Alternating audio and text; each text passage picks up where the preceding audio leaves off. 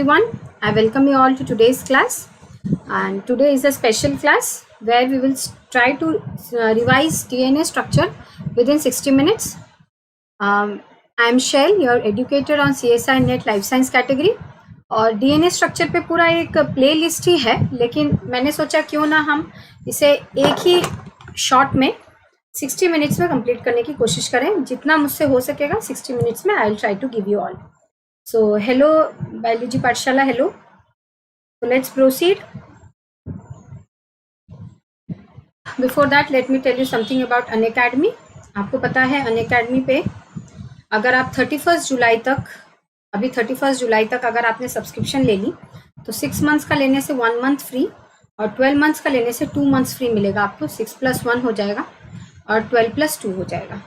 Then आप Unacademy की एक लर्निंग ऐप है जो आप प्ले स्टोर से डाउनलोड कर सकते हैं. और इस ऐप में आप अगर मेरा कोड यूज़ करेंगे शेल K10 तो आप जितने भी फ्री प्रोडक्ट्स हैं उन सबको अनलॉक कर पाएंगे. ये फ्री प्रोडक्ट्स क्या हैं? These are special classes and live test और क्विज. ठीक है, तो आप मैं वहाँ पे ऐप पे मैं स्पेशल क्लास लेती हूँ 5 PM पे, और मैं वहाँ पे अभी रामचंद्रन प्लॉट कंप्लीट की हूँ. फिर प्रोटीन में घुसूंगी. और यूट्यूब चैनल जिस पे आप मुझे देख रहे हैं अनअकैडमी की CSI नेट लाइफ साइंस की यूट्यूब चैनल पे आप मुझे देख रहे हैं. यहाँ पे मैं डेली शाम को 6:30 पे क्लास लेती हूँ और यहाँ पे मॉलिक्यूलर बायोलॉजी चल रहा है. और आज अभी एक स्पेशल सेशन है, 2 बजे और एक स्पेशल सेशन होगा. उसमें मैं इनिशिएशन ऑफ रेप्लिकेशन को कंपेयर करूंगी प्रोकैरियोट और यूकैरियोट. सिर्फ प्रोकैरियोट और यूकैरियोट का इनिशिएशन ऑफ रेप्लिकेशन कंपेयर करूंगी 2 बजे आज दिन में.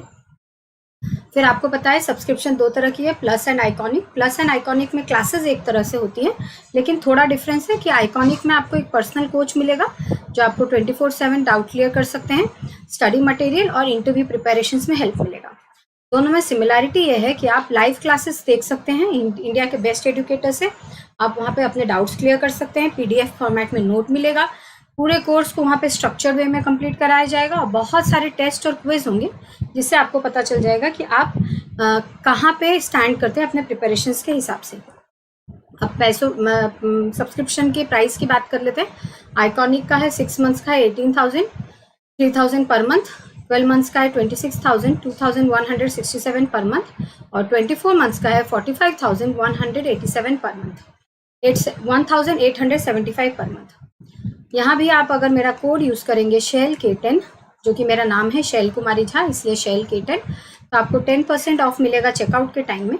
आप EMI में भी पेमेंट कर सकते हैं. वैसे ही प्लस की प्राइजेस हैं. 1 मंथ का है 2,900, 3 मंथ्स का है 6,250, 2,083 पर मंथ. 3 मंथ्स का है 11,250, 1,875 पर मंथ. 12 मंथ्स का है 13,750, 1,146 पर मंथ. 24 मंथ्स का है 20,000 टोटल, 833 रुपीज़ पर मंथ. यहाँ भी अगर आपने मेरा कोड यूज़ किया शेल K10 तो आपको 10% ऑफ मिलेगा.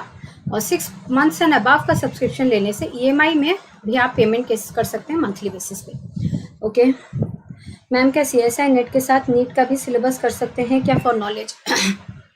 यस बेटा, आप अगर CSI के लिए प्रिपेयर करना चाहते हैं और आप बेसिक से शुरू करना चाहते हैं तो आप बेस्ट होगा कि आप नीट के लिए ही पहले प्रिपेयर कर लीजिए. मतलब आप NCERT से शुरू कीजिए कोई भी टॉपिक को. NCERT से शुरू करके उसको BSc के लेवल पे ले जाइए, फिर MSc के. मतलब NCERT को पहले पढ़ लीजिए पार्ट 1 पार्ट 2. अगर बोला जाए तो NCERT गीता है बायोलॉजी स्टूडेंट्स के लिए, तो आप NCERT पहले पढ़ लीजिए पार्ट 1 पार्ट 2 हर एक टॉपिक को अच्छे से. अगर आप NCERT का हर एक कॉन्सेप्ट से क्लियर है तो आप फिर BSc का सिलेबस में जा सकते हैं और फिर MSc के सिलेबस में. इससे क्या होगा, जिन बच्चों का थोड़ा कुछ भी कॉन्सेप्ट नहीं है, बहुत सारे ऐसे मुझे बोलते हैं मैम हमारा कुछ कॉन्सेप्ट नहीं है, हम कैसे CSI नेट क्वालिफाई करेंगे. थोड़ा टाइम ज़रूर लगेगा, हार्ड वर्क लगेगा, क्योंकि जो आपको +2 में पढ़ना चाहिए वो आपने नहीं पढ़ा. अब आप +3 में है, आप +2 की बातों को पढ़ना चाहते हैं तो of course it will take time.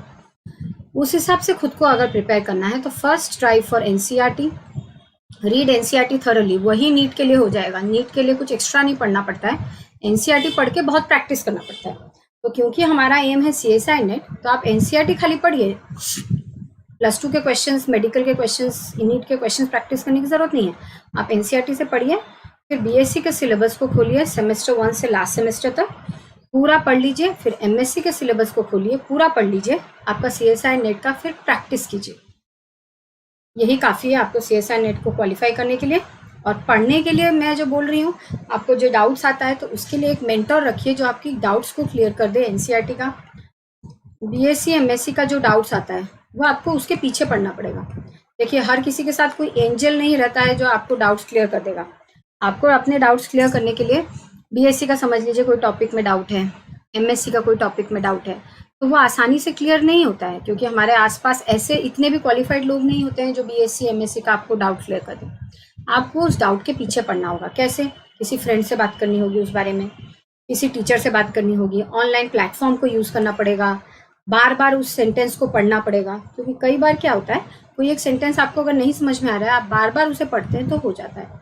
2-3 book से रेफर करना पड़ेगा, गूगल चेक करना पड़ेगा।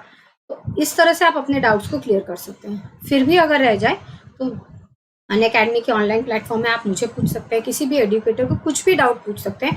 भले अगर हमें नहीं आएगा उस टाइम पे, मैं आपको बाद में बता दूंगी, लेकिन बताऊंगी ज़रूर, क्लियर ज़रूर कर दूंगी। ठीक है बेटा, चलो अब let's proceed with our topic. तो हमें DNA structure with in 60 minutes complete करना है।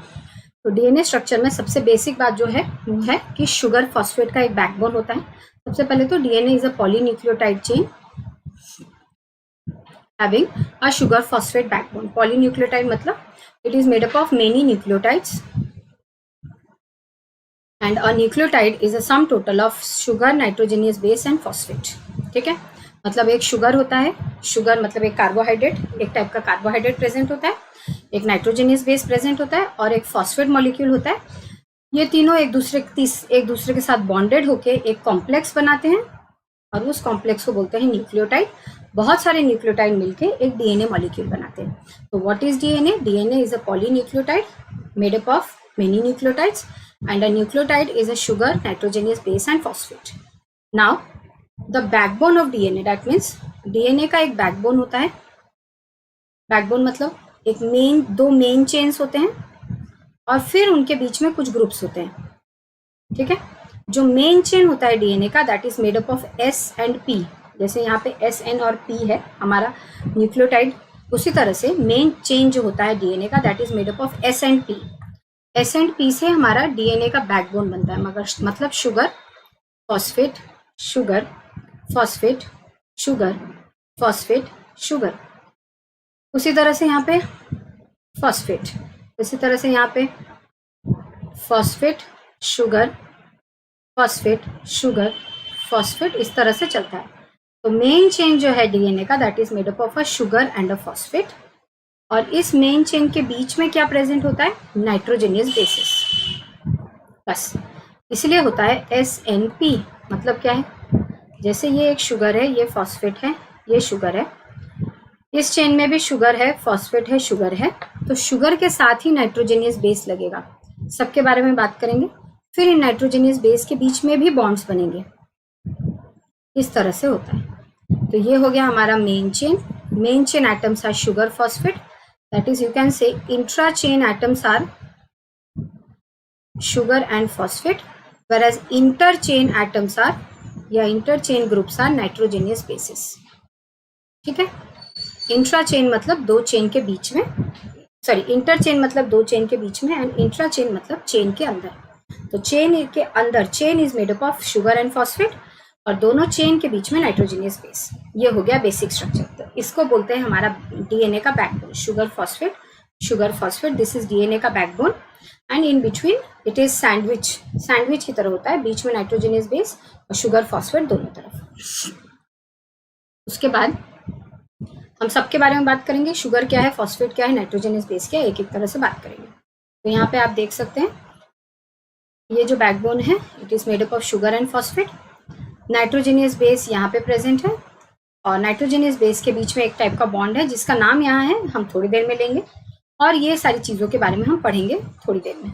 तो ये हमारा डीएनए हो गया। ठीक है, आगे बढ़ते हैं। अब हम पहले बात करते हैं शुगर के बारे में।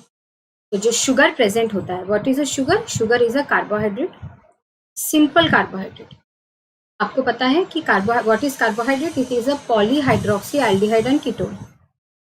पॉलीहाइड्रोक्सी एल्डिहाइड और कीटोन मतलब एक कार्बोहाइड्रेट में बहुत सारे हाइड्रोक्सिल ग्रुप होते हैं, OH होता है, उसके बाद फंक्शनल ग्रुप होता है जो कि एक एल्डिहाइड होता है, नहीं तो कीटोन होता है। तो दोनों में से एक फंक्शनल ग्रुप होगा, बहुत सारे OH होंगे। उसके अलावा क्या होगा? क्योंकि कार्बोहाइड्रेट एक बायोमोलिक्यूल है तो उसमें ऑफकोर्स C होगा, H होगा और O होगा। तो ये इतना हमें इंफॉर्मेशन मिला कार्बोहाइड्रेट वर्ड से।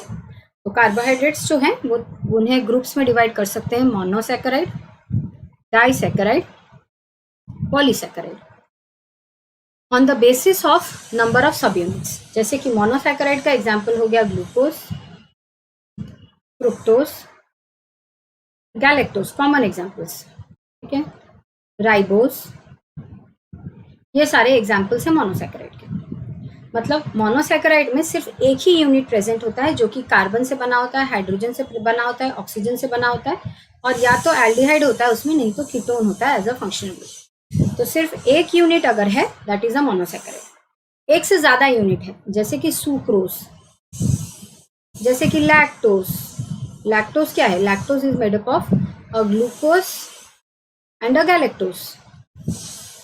तो लैक्टोज इज अ डाइसैकेराइड। तो डाइसैकेराइड्स में सिंपल यूनिट्स जो हैं उसके दो प्रेजेंट है, 2 यूनिट प्रेजेंट होता है, तब वो डाइसैकेराइड कहलाता है। उसके बाद पॉलीसैकेराइड। पॉलीसैकेराइड में 1 से 2 से ज्यादा या 8 से ज्यादा सिंपल यूनिट्स प्रेजेंट होते हैं, जैसे कि सेल्यूलोज, स्टार्च, ग्लाइकोजन, काइटिन। आया समझ में आप लोगों को? अगर मोनोसैकेराइड देखेंगे तो ये देखिए, ये एक मोनोसैकेराइड है, मतलब ये कार्बन है, इसमें हाइड्रोजन है, ऑक्सीजन है और एक फंक्शनल ग्रुप है जिसको हम कहते हैं एल्डिहाइड।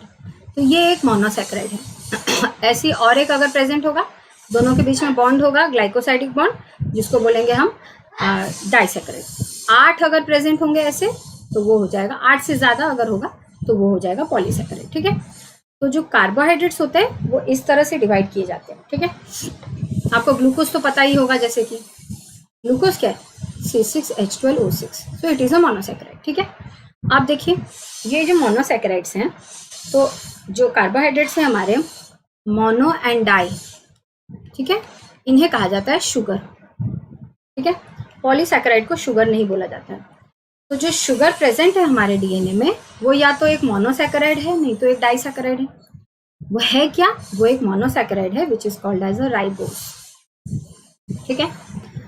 अब मोनोसैकेराइड्स में भी देखो कार्बन एटम्स का डिफरेंस होता है, जैसे कि ग्लूकोज में 6 कार्बन एटम है, C6, फ्रुक्टोज में 6 कार्बन एटम है, उसी तरह से राइबोज में 5 कार्बन एटम होता है। तो जितने कार्बन एटम होंगे उस हिसाब से हम बात कर सकते हैं मोनोसैकेराइड्स के बारे में। तो जो शुगर डीएनए में प्रेजेंट होता है वो एक राइबोज होता है जो कि 5 कार्बन एटम प्रेजेंट, जिसमें 5 कार्बन एटम होता है, एंड उसमें जो फंक्शनल ग्रुप होता है वो होता है एल्डिहाइड, ठीक है। तो जो मोनोसैकेराइड्स होते हैं उन्हें हम on the basis of carbon atoms नाम देते हैं अलग अलग, plus on the basis of functional group. अगर एल्डिहाइड प्रेजेंट होता है एज अ फंक्शनल ग्रुप तो वो ओज में एंड होता है, अगर कीटोन होता है फंक्शनल ग्रुप तो वो लोज में, जैसे कि राइबोज अगर हो गया, अगर आप कहीं राइबोज वर्ड देखेंगे, ओज मतलब हो गया एल्डिहाइड। अगर यहीं पे आप राइबुलोज देखेंगे आपको समझ जाना है कि उसमें कीटोन फंक्शनल ग्रुप है और 5 कार्बन एटम्स हैं। उसी तरह से ग्लूकोज, ग्लूकोज क्या है? एक हेक्सोज है, मतलब 6 कार्बन एटम है एंड क्या है उसमें? एल्डिहाइड, है ना। एक और हेक्सोज की बात करें अगर, जिसे हम फ्रुक्टोज कहते हैं, उसमें भी 6 कार्बन एटम है लेकिन उसमें कीटोन फंक्शनल ग्रुप है, ठीक है। तो 6 कार्बन एटम मतलब हेक्सोज का अगर ग्लूकोज एल्डिहाइड फंक्शनल ग्रुप है तो उसे कहते हैं ग्लूकोज, कीटोन फंक्शनल ग्रुप है तो उसे कहते हैं फ्रुक्टोज। लेकिन राइबोज का एक ही जैसा नाम है, राइबोज, राइबुलोज, ऐसा होता है। अलग अलग नाम भी हो सकते हैं अलग अलग फंक्शनल ग्रुप के लिए, एक जैसे नाम होने से ओज और लोज में डिफरेंस होता है, ठीक है। तो हमारा जो 5 कार्बन एटम वाला राइबोज है दैट इज अ पेंटोज, उसका एग्जाम्पल क्या हो गया? राइबोज। तो शुगर मतलब हो गया जो हमारे डीएनए में जो शुगर प्रेजेंट है that is a monosaccharide, simple पहला point. Having 5 carbon atom, second point, called as a pentose, third point. Fourth, also called as ribose, fifth point. Having aldehyde as the functional group. हो गया. तो ये है हमें information पता है sugar के बारे में in the which is present in case of DNA. ठीक है, तो मैं यहाँ लिख देती हूँ शुगर 5 कार्बन एटम जो डीएनए में प्रेजेंट है. Pentose, ribose, aldehyde, that's all. ठीक है, इस तरह से कार्बोहाइड्रेट्स होते हैं बहुत सारे टाइप के और डीएनए में यही प्रेजेंट है. ठीक है, अब ये जो राइबोज है या पेंटोज है इसको हम दो तरह से प्रेजेंट कर सकते हैं. मतलब नेचर में तो राइबोज प्रेजेंट है, तो ये अगर नेचर में प्रेजेंट है जैसे कि सोल्यूशन फॉर्म में अगर प्रेजेंट है तो इसका स्ट्रक्चर कैसा होगा, इसके ऊपर बहुत सारे साइंटिस्ट ने बहुत सारा काम किया. तो पाया गया कि इसका स्ट्रक्चर ओपन चेन फॉर्म में होगा और रिंग फॉर्म में भी हो सकता है. और ये देखा गया कि रिंग फॉर्म जो है इनका स्ट्रक्चर नेचर में वो ज़्यादा स्टेबल है as compare to open chain. ठीक है, ओपन चेन हो गया Haworth projection, sorry Fischer projection, Fischer ने दिखाया था इसीलिए. रिंग फॉर्म हो गया हावर्थ प्रोजेक्शन क्योंकि हावर्थ ने इस स्ट्रक्चर को बताया था. अच्छा, उसके बाद ये स्ट्रक्चर जो है ये हमें 2 डायमेंशनल पेपर पे ड्रॉ करना है. इसके लिए हम इसका स्ट्रक्चर साइंटिस्ट ने इसका स्ट्रक्चर दिया है ताकि हम पेपर पे ड्रॉ कर सकें 2D में. तो अगर ओपन चेन में ड्रॉ करेंगे तो उसे हम बोलेंगे फिस्चर प्रोजेक्शन, रिंग फॉर्म में ड्रॉ करेंगे तो उसे बोलेंगे हावर्थ प्रोजेक्शन. ठीक है, तो जो राइबोज है वो 2 तरह से हो सकता है. ओपन चेन होने से सिंपल आपको कार्बन आइटम्स को ड्रॉ करना है. जैसे कि 5 कार्बन है तो मैं यहाँ ड्रॉ करती हूँ, रुकिए इसको रब ही कर देती हूँ. ठीक है, 5 कार्बन है तो पांचों कार्बन को आप पहले ड्रॉ कर दीजिए. 3, 4, 5. ठीक है, 5 कार्बन ड्रॉ कर दिया. नेक्स्ट क्या है, आपको शुगर है जो उसमें 5 कार्बन है ये पता है. नेक्स्ट क्या है कि उसमें एल्डिहाइड है. कैसे स्ट्रक्चर ड्रॉ करेंगे वो सीखिए. किसी भी शुगर का इसी तरह से स्ट्रक्चर ड्रॉ कर सकते हैं. अब आपको पता है एल्डिहाइड क्या है, तो RC+O हमारा H, दिस इज हमारा हो गया एल्डिहाइड. ये R ग्रुप क्या है, this can be this is a organic fragment. ठीक है, तो C+OH एंड R यहाँ पे कैसे ड्रॉ करेंगे. यहाँ पे देखिए हमेशा याद रखेंगे शुगर्स जो भी ड्रॉ किया जाता है उनका जो फंक्शनल ग्रुप होता है that is given the lowest carbon atom. Lowest carbon atom पे हमारा फंक्शनल ग्रुप रहता है. अगर इसको नंबर करेंगे तो ये 1 होगा, 2 होगा, 3 होगा, 4 होगा, 5 होगा. तो लोएस्ट कार्बन कौन सा है, 1. फंक्शनल ग्रुप क्या है, एल्डिहाइड. तो यहाँ पे हम कर देंगे C+OH, this is our R. तो पहले 5 कार्बन ड्रॉ कर दिया, उसके बाद उसका फंक्शनल ग्रुप यानी कि एल्डिहाइड ग्रुप ड्रॉ कर दिया. अब उसके बाद क्या ड्रॉ करेंगे, आपको पता है कि शुगर का मीनिंग क्या है, पॉलीहाइड्रोक्सी एल्डिहाइड और कीटोन, है ना. इसके नाम से पता चला राइबोस कि उसमें एल्डिहाइड होगा, एल्डिहाइड ड्रॉ कर दिया. अब पॉलीहाइड्रोक्सी के ऊपर ध्यान देना है. सबसे पहले तो पता चला कि 5 कार्बन है, 5 कार्बन ड्रॉ कर दिया, नंबर कर दिया. सेकेंड बात पता चला एल्डिहाइड उसमें फंक्शनल ग्रुप है, लोएस्ट कार्बन एटम पे होता है, रूल है, ड्रॉ कर दिया. थर्ड क्या पॉइंट है, थर्ड पॉइंट है कि ये एक पॉलीहाइड्रोक्सी मॉलिक्यूल है, मतलब इसमें बहुत सारे OH हैं. मैं OH ड्रॉ कर देती हूँ सबके साथ में. हो गया, OH मैंने ड्रॉ कर दिया. अब नेक्स्ट क्या चलेगा, कार्बन की कितनी वैलेंसी होती है जो कि सेटिस्फाई करना होता है, 4. उस पर कॉन्सेंट्रेट करना है हमको. ठीक है, इस वाले कार्बन की देखते हैं 1, 2, 3, 4 ऑलरेडी सेटिस्फाइड. सेकेंड की देखते हैं 1, 2, 3, यहाँ पे 4 H से सेटिस्फाई करना होगा.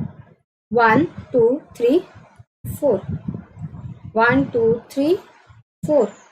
अब यहाँ पे 1, 2 ही है, एक और H, एक और H. So this is the Fischer projection of sugar, that is our ribose, which is C+OH, COH, H, इस तरह से लास्ट तक जाएगा.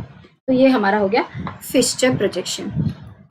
ठीक है, अब इसका हावर्थ प्रोजेक्शन ड्रॉ करते हैं, दैट इज रिंग फॉर्म. क्योंकि आपने देखा है डीएनए में कि जो शुगर प्रेजेंट होता है वो रिंग फॉर्म में प्रेजेंट होता है. देखिए यहाँ पे, एक सेकेंड, नहीं है, ये देखिए ऐसा फॉर्म है शुगर. ये कहाँ से आया वो हमें देखना है. तो फिशर प्रोजेक्शन मैंने बोला कि फिशर प्रोजेक्शन कम परसेंटेज में प्रेजेंट होता है as compare to ring form. Ring form क्या है? रिंग फॉर्म जो है दैट इज फिशर प्रोजेक्शन। अब रिंग फॉर्म ड्रॉ करते हैं। रिंग फॉर्म ड्रॉ करने से पहले आपको ये जानना होगा कि कायरल कार्बन क्या होता है। ये तो पता होगा आप लोगों को, कायरल कार्बन मतलब a carbon which is attached with 4 different groups. शुरू करते हैं। कार्बन नंबर 1, ये क्या कायरल है देखते हैं। ये फर्स्ट ग्रुप है, ये सेकेंड ग्रुप है, ये थर्ड ग्रुप है। It is attached with only 3 carbon atoms, so carbon number 1 is a chiral. Carbon number 2 से शुरू करते हैं। First group, second group, third group and fourth group. Yes, it is chiral, है ना। दूसरे की बात करते हैं, थर्ड कार्बन की बात करते हैं। This is first group, this is second group, this is third group, this is fourth group, so carbon number 3 is also chiral, है ना। नेक्स्ट कार्बन की बात करते हैं, carbon number 4। This is first group, this is second group, this is fourth group and this is fifth group. Yes, it is also chiral, है ना। अब last वाले कार्बन की बात कर लेते हैं। लास्ट वाला जो कार्बन है वो देखिए कैसा है, CH H OH और इसके ऊपर C अटैच्ड है। ये कायरल है या नहीं? First group, second group, third group, fourth group.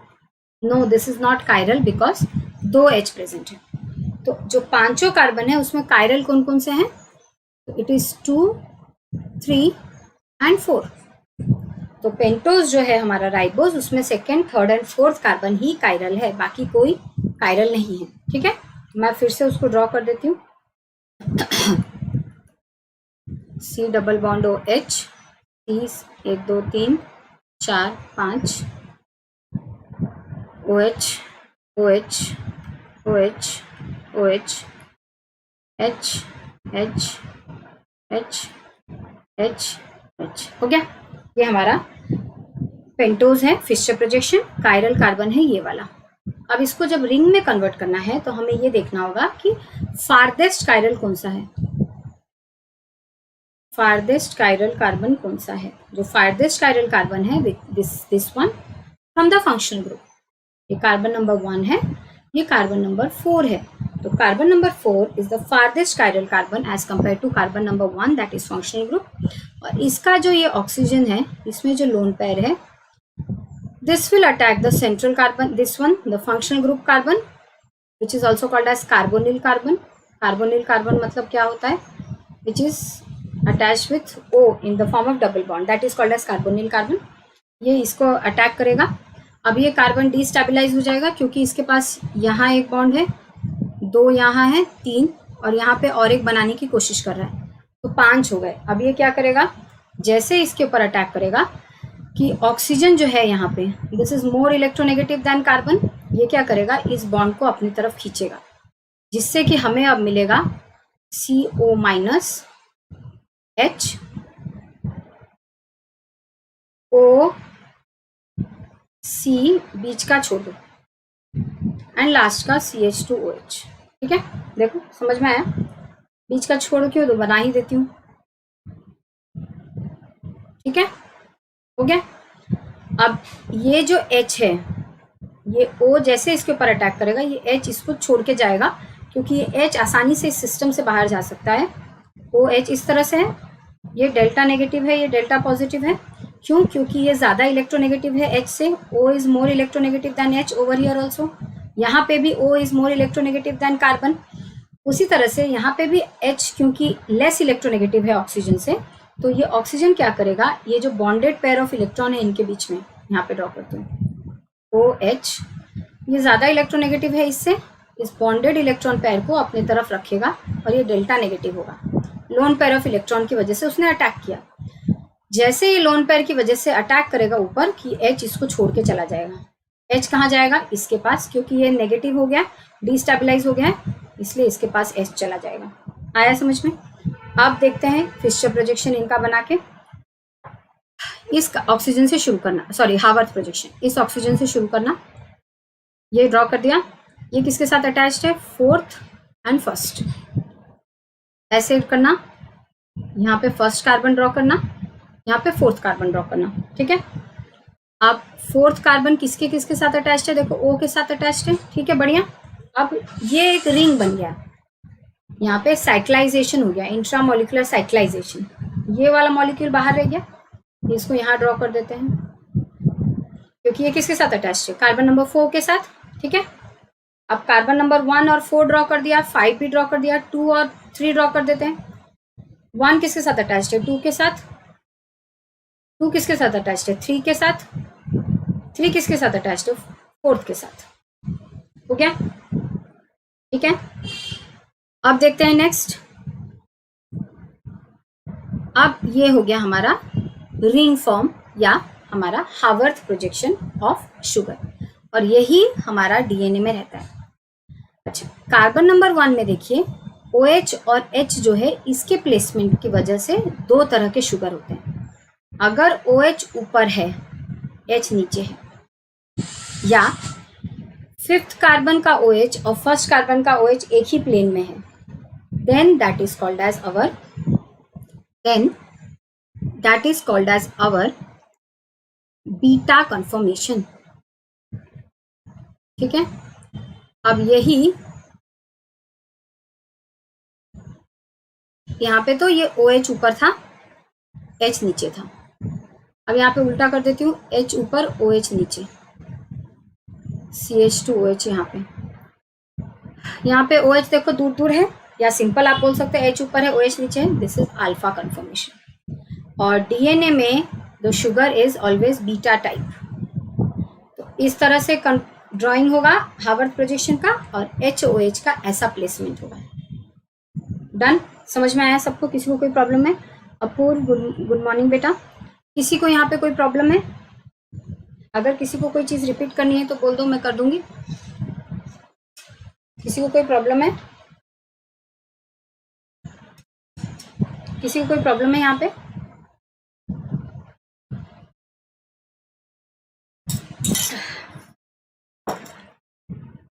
तो इसका मतलब सबको समझ में आ रहा है, नहीं? ठीक है, अब बीटा तो पता चल गया। ये याद रखेंगे, डीएनए में जो शुगर है that is beta D, beta capital D, deoxyribose. Deoxyribose का मतलब क्या है थोड़ी देर में बताऊंगी। राइबोस तो आपको पता है, इतने देर से मैं राइबोस पढ़ा रही हूँ आप लोगों को। डीऑक्सीराइबोस तो आप लोगों को पता होना चाहिए, डीऑक्सी का मतलब क्या होता है। चलिए, इस कार्बन का तो हो गया, अब नेक्स्ट कार्बन का देखते हैं। सेकेंड कार्बन का HOH कैसे होगा, ये याद रखेंगे हमेशा कि फिशर प्रोजेक्शन में जो चीजें राइट की तरफ होंगी, हावर्थ में वो चीजें नीचे की तरफ होंगी, डाउन। तो यहाँ देखिए OH राइट की तरफ है, तो यहाँ पे वो नीचे लिखा जाएगा। यहाँ पे भी OH राइट की तरफ है, वो भी नीचे लिखा जाएगा। 4th कार्बन में तो OH है ही नहीं, क्योंकि O, ये वाला H जो है वो फर्स्ट के साथ चला गया है ना, और नेक्स्ट वो 4th के साथ अटैच्ड है। तो C4 के साथ में तो H होगा एक खाली, ये वाला, और CH2OH ऊपर है। समझ में आया सबको यहाँ तक? तो 2 रूल हमें पता चली। फर्स्ट कार्बन जिसको बोलते हैं, हमारा बोलते हैं एनोमेरिक कार्बन। एनोमेरिक कार्बन का HOH के बेसिस पे 2 तरह के शुगर हैं, मैं यहाँ पे ड्रॉ कर देती हूँ। एनोमेरिक कार्बन के बेसिस पे 2 तरह के शुगर होते हैं, अल्फा बीटा। अल्फा का फर्स्ट कार्बन जो है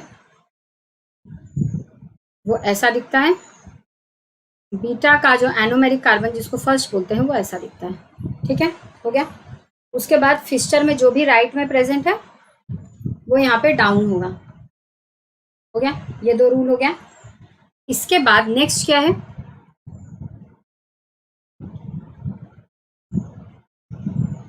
है, इसके बाद ये डी क्या मतलब होता है?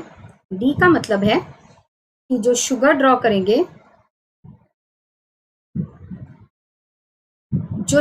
करेंगे, हम, वो फिशर से, हावर्थ से जो आएगा, हमारा हावर्थ है यहाँ पे देख लेते हैं। ये देखिए, ये वाला हावर्थ जो है, यहाँ इजी पड़ेगा, मैं और एक बार नहीं बनाती हूँ। ये देखिए ये हमारा फिस्चर है, ये हावर्थ है ना। ये हावर्थ में देखिए OH ऊपर है, H नीचे है, इसलिए बीटा, ठीक है ना। और D का मतलब क्या होता है, तो D है यहाँ पे देखिए, D का मतलब होता है डेक्स्टर, ठीक है, और L का मतलब होता है लेविस, ठीक है। तो देखिए यहाँ पे CH2OH अगर ऊपर होगा दैट इज अवर D, अगर CH2OH नीचे होगा इस तरह say that is our L। बस इतना ही याद रखना है, ठीक है। तो हमारे DNA में जो शुगर है that is beta D deoxyribose. उसके बाद राइबोस का मीनिंग भी आपको समझ में आ गया। और एक भी वर्ड कहते हैं बीटा डी डीऑक्सीराइबोफ्यूरानोस। फ्यूरानेस क्या है, जो रिंग स्ट्रक्चर्स बनते हैं ना वो दो तरह के होते हैं, एक को कहा जाता है फ्यूरान, एक को कहा जाता है पायरान, ठीक है।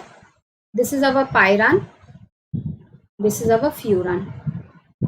Furan is a 5-membered heterocyclic ring and pyran is a 6-membered heterocyclic ring. Heterocyclic का मतलब क्या होता है कि कार्बन के अलावा भी बहुत सारे एटम्स हैं, यहाँ पे कार्बन है लेकिन O है, तो ये जो राइबोज है ये हमेशा इस फॉर्म में प्रेजेंट होता है, 5 कार्बन में प्रेजेंट होता है, इसलिए हम उसको राइबोफ्यूरानोज भी बोलते हैं। तो यहाँ तक आपको क्लियर हो गया। जो शुगर DNA में प्रेजेंट होता है that is beta D deoxyribose और बीटा डी डीऑक्सीराइबोफ्यूरानोज। डीऑक्सी क्यों, क्योंकि जो ये रिंग फॉर्म जो बना है यहाँ पे देखिए, ये जो रिंग फॉर्म है ये क्या है, हमारा हावर्थ प्रोजेक्शन है। जो DNA में होता है ये फर्स्ट कार्बन है, second, third, fourth and this is fifth. जो सेकेंड कार्बन होता है उसमें ये O नहीं होता है, इसलिए इसको बोलते हैं डीऑक्सी, ये भी आपको पता होगा। तो टोटल में हम देख लेते हैं क्या क्या है। DNA में जो शुगर है that is beta D deoxyribose और बीटा डी डीऑक्सीराइबोफ्यूरानोस। मीनिंग क्या क्या नहीं मैं सब बता चुकी हूँ। RNA में इसका उल्टा होगा, बीटा डी राइबोस होगा, डीऑक्सी नहीं होगा, क्योंकि जो ये वाला सेकेंड कार्बन का जो ऑक्सीजन है वो प्रेजेंट होता है RNA में, तो हम बोलेंगे बीटा डी राइबोस या beta D ribo, deoxy cut जाएगा बस, राइबोफ्यूरानोस सेम है।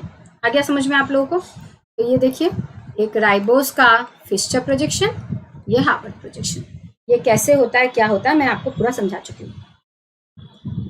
यहाँ पे देखिए एक फ्रुक्टोज को ड्रॉ किया गया है, देखिए यहाँ पे मैंने अपने हाथ से ड्रॉ करके इसको रखा है। ये देखिए ये वाला जो है फ्रुक्टोज को बीटा डी फ्रुक्टोफ्यूरानोज में कन्वर्ट किया गया है। लोन पेयर ने अटैक किया, क्योंकि ये क्या है, फ्रुक्टोज में फंक्शनल ग्रुप क्या होता है, कीटोन होता है, और कीटोन तो आपको पता है कीटोन का क्या है, R, तो कीटोन जो होगा वो हमेशा सेकेंड कार्बन में होगा, ये याद रखेंगे। हावर्थ में ये फिस्चर जो है ना हमारा, फिस्चर में एल्डिहाइड अगर फंक्शनल ग्रुप है that is carbon number 1 on carbon number 1, ketone अगर फंक्शनल ग्रुप होगा that is on carbon number 2। तो ये हमारा फंक्शनल ग्रुप है, क्योंकि R ये रहा, दूसरा R' ये रहा। डन, समझ में आ गया, ठीक है। अच्छा उसके बाद ठीक है, आपको समझ में आया। D का मतलब देखिए यहाँ पे रिंग में तो CH2OH ऊपर होगा, ये है मतलब। फिस्चर में उसका मतलब होता है कि जो फार्देस्ट कायरल कार्बन है उसका OH राइट में होगा, तो उसको D बोलेंगे। अगर OH लेफ्ट में है फार्देस्ट कायरल कार्बन का तो उसको L बोलेंगे। तो फिस्चर में D और L का मीनिंग अलग है, रिंग में D और L का मीनिंग अलग है। तो अभी तक हम सब कुछ पढ़ चुके हैं शुगर के बारे में। सबसे पहली बात, शुगर जो DNA में है that is of ribose which is a pentose which is having aldehyde as the functional group which can be drawn as a Fischer projection and Haworth projection. Haworth projection में उसका OH ऊपर होता है anomeric carbon यानी first carbon का, और H नीचे होता है, तब हम उसको बोलते हैं बीटा। तो जो शुगर में प्रेजेंट है दैट इज बीटा। D कब बोलते हैं, जब CH2OH ऊपर होता है, यस D इज प्रेजेंट। फ्यूरानोस कब बोलते हैं, जब 5 कार्बन रिंग हो, ये 5 कार्बन रिंग है, इसलिए DNA में जो शुगर प्रेजेंट है दैट इज 5 कार्बन रिंग। तो ये भी हमारे पास, इसका भी मीनिंग हमको समझ में आ गया है। डीऑक्सी का मीनिंग भी समझ में आ गया। तो शुगर के बारे में ऑलमोस्ट पूरा कंप्लीट हो गया है, ठीक है। अब आगे बढ़ते हैं। मैंने आपको S, N और P के बारे में बोला था, S हो गया। अब P के बारे में बात करते हैं। P क्या है, एक एसिड है which is a phosphoric acid. इसका फॉर्मूला है H3PO4। देखिए यहाँ पे P 1 2 3 4 O और 3 H, ठीक है। ये है हमारा फॉस्फोरिक एसिड। लेकिन ये जो फॉस्फोरिक एसिड है उसको फॉस्फेट ग्रुप भी बोलते हैं, ठीक है। ये जो फॉस्फोरिक एसिड है इसके पास 3 आयोनाइजेबल हाइड्रोजन ग्रुप्स हैं, जिसकी वजह से ये डीएनए में प्रेजेंट है। देखिए यहाँ पे क्या है इसका मीनिंग, यहाँ पे देखिए एक H यहाँ है, दूसरा यहाँ ड्रॉ नहीं किया गया है क्योंकि ये H ऑलरेडी अपना दे चुके हैं। ये जैसे अपने H दे देते हैं कि P डबल बॉन्ड O, ये O माइनस हो जाते हैं, जैसे होता है। ये H आयोनाइजेबल क्यों है? क्योंकि ये OH के साथ अटैच्ड है और O जो होता है वो इस बॉन्डेड पेयर को अपने पास खींच लेता है। ज्यादा इलेक्ट्रोनेगेटिव होने से H फ्री हो जाता है और H आसानी से जा सकता है। तो फॉस्फोरिक एसिड के पास क्योंकि 3 आयोनाइजेबल हाइड्रोजन ग्रुप्स हैं, 3 आयोनाइजेबल हाइड्रोजन एटम्स हैं, इसलिए phosphoric acid is used as a linker molecule in case of DNA, ठीक है। कैसे देखते हैं आगे, देखिए यहाँ पर इसका स्ट्रक्चर तो बता दिया मैंने आपको, 2-डीऑक्सीराइबोस, और ये 2 डैश क्या है ये अभी थोड़ी देर में बता दूंगी। अब देखिए यहाँ पर ये जो ये जो शुगर है, ये मैंने आपको बताया कि शुगर ही नाइट्रोजन बेसिस के साथ लगा होता है और फॉस्फोरिक एसिड के साथ लगा होता है। तो ये शुगर है हमारा, मैं यहाँ पे और ड्रॉ कर देती हूँ एक बार अपने हाथ से। देखिए यहाँ पे ये H रहेगा सेकेंड कार्बन में, फर्स्ट कार्बन में क्या है OH H, थर्ड कार्बन में OH H, CH2OH H। This is our sugar molecule found in DNA. अब चेक करते हैं, ये जो फर्स्ट कार्बन है इसका जो OH है, जैसे कि यहाँ पे देख सकते हैं, ये बेस के साथ, नाइट्रोजनियस बेस के साथ ग्लाइकोसाइडिक बॉन्ड बनाता है, ठीक है। तो नाइट्रोजनियस बेस के साथ जो शुगर बॉन्ड बना रहा है that is on first carbon, ठीक है। तो सेकेंड कार्बन का OH चला गया ग्लाइकोसाइडिक बॉन्ड बनाने के लिए, फर्स्ट कार्बन का चला गया ग्लाइकोसाइडिक बॉन्ड बनाने के लिए। सेकेंड कार्बन में OH ही नहीं है तो इसका कोई यूज ही नहीं होगा। थर्ड कार्बन में OH है, फोर्थ कार्बन में OH नहीं है, H है और CH2OH है, और फिफ्थ कार्बन में OH है। तो किसके किसके पास फ्री रह गया, 3 और 5 है ना। तो 3 और 5 में OH फ्री है जो कि यूज हो सकता है यहाँ पे। मैंने आपको बताया बैकबोन किससे बना है, शुगर फॉस्फेट शुगर से। तो ये फॉस्फेट को 2 शुगर से अटैच होना पड़ेगा। तो ये शुगर जब फॉस्फेट के साथ अटैच होगा, यहाँ पे थर्ड कार्बन का OH यूज होगा। यहाँ पे जब अटैच होगा ये शुगर तो इसका फिफ्थ कार्बन का यूज होगा। फिर देखिए यहाँ पे फिर फॉस्फेट अटैच होगा उसी शुगर से, यहाँ पे फिर वही शुगर 3 यूज करेगा। चेक करते हैं एक बार, देखिए शुगर OH CH2OH, ये जो शुगर है ये यहाँ नीचे पे भी फॉस्फेट के साथ अटैच होता है, ऊपर से भी। ऊपर के साथ जब फॉस्फेट के साथ अटैच होगा तो ये इस OH के साथ अटैच होगा, और नीचे के साथ अटैच होगा इस OH की वजह से होगा, ठीक है। आ गया समझ में। तो 3 और 5 वाला जो OH है that is used to bond with phosphate molecules। Done. कैसे? क्योंकि फॉस्फेट के पास 3 आयोनाइजेबल हाइड्रोजन है, तो उसमें से वो 2 यूज कर लेता है शुगर के साथ बॉन्ड बनाने के लिए। देखिए यहाँ पे एक शुगर बीच में है, 2 फॉस्फेट है, तो ये वाला फॉस्फेट इस शुगर से जब अटैच होगा तो वो 3 के पॉइंट पे अटैच होगा शुगर से। अब ये वाला फॉस्फेट जब उसी शुगर से अटैच होगा तो कोई और एटम यूज करना पड़ेगा, वो 5 वाला यूज करेगा, या ऊपर 5 हो सकता है नीचे 3 हो सकता है, कुछ भी हो सकता है, वो डिपेंड करेगा हमारे डीएनए के पोलैरिटी के ऊपर, जिसके बारे में हम बात करेंगे, ठीक है। आया समझ में आप लोगों को? अभी बता देती हूँ उसके बारे में। आपको पता है कि डीएनए के 2 स्ट्रैंड्स होते हैं, एक स्ट्रैंड होता है 5 प्राइम से 3 प्राइम, दूसरा होता है 3 प्राइम से 5 प्राइम। मतलब क्या है इसका? सबसे पहली बात तो शुगर में सारे कार्बन एटम्स जो होते हैं, ये कार्बन एटम है, ये कार्बन एटम है, ये है और यहाँ एक है। वैसे देखिए बेस में भी कार्बन एटम्स हैं, यहाँ एक कार्बन एटम है, यहाँ एक कार्बन एटम है, फिर यहाँ एक कार्बन एटम है, यहाँ एक कार्बन एटम है। तो जो ये कार्बन एटम्स हैं इन्हें भी नंबर करना पड़ेगा हमको। तो इन्हें नंबर करने के लिए और शुगर वाले कार्बन एटम्स को नंबर करने के लिए कुछ तो यूज करना पड़ेगा पैटर्न। अगर यूज नहीं करेंगे तो क्या होगा, हमें कंफ्यूजन होगा। अगर मैंने बात किया लेट्स सपोज कार्बन नंबर 1, अब ये कार्बन नंबर 1 किसका है, शुगर का या नाइट्रोजन का, पता नहीं चलेगा।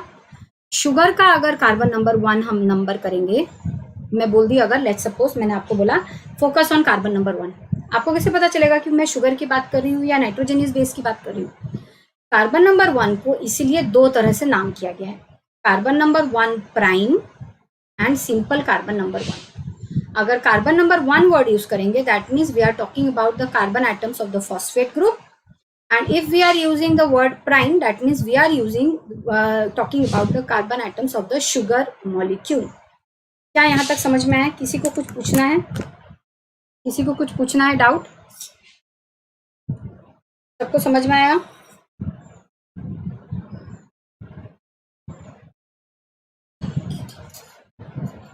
सबको समझ में आया? किसी को कोई डाउट है?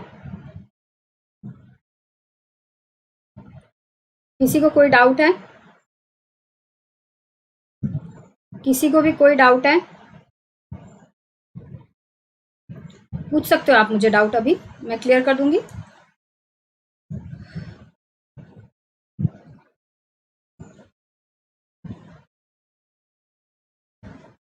किसी को कोई डाउट है?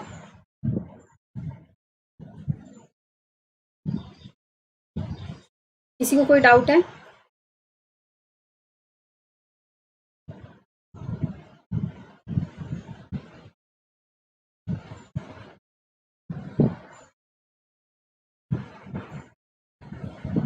आपको किसी को कोई डाउट नहीं है तो फिर मैं आगे बढ़ती हूँ। ओके, आगे बढ़ते हैं। तो अगर कार्बन नंबर 1 होगा that means we are talking about the carbon of nitrogenous base. अगर कार्बन नंबर 1 डैश होगा that means we are talking about the sugar.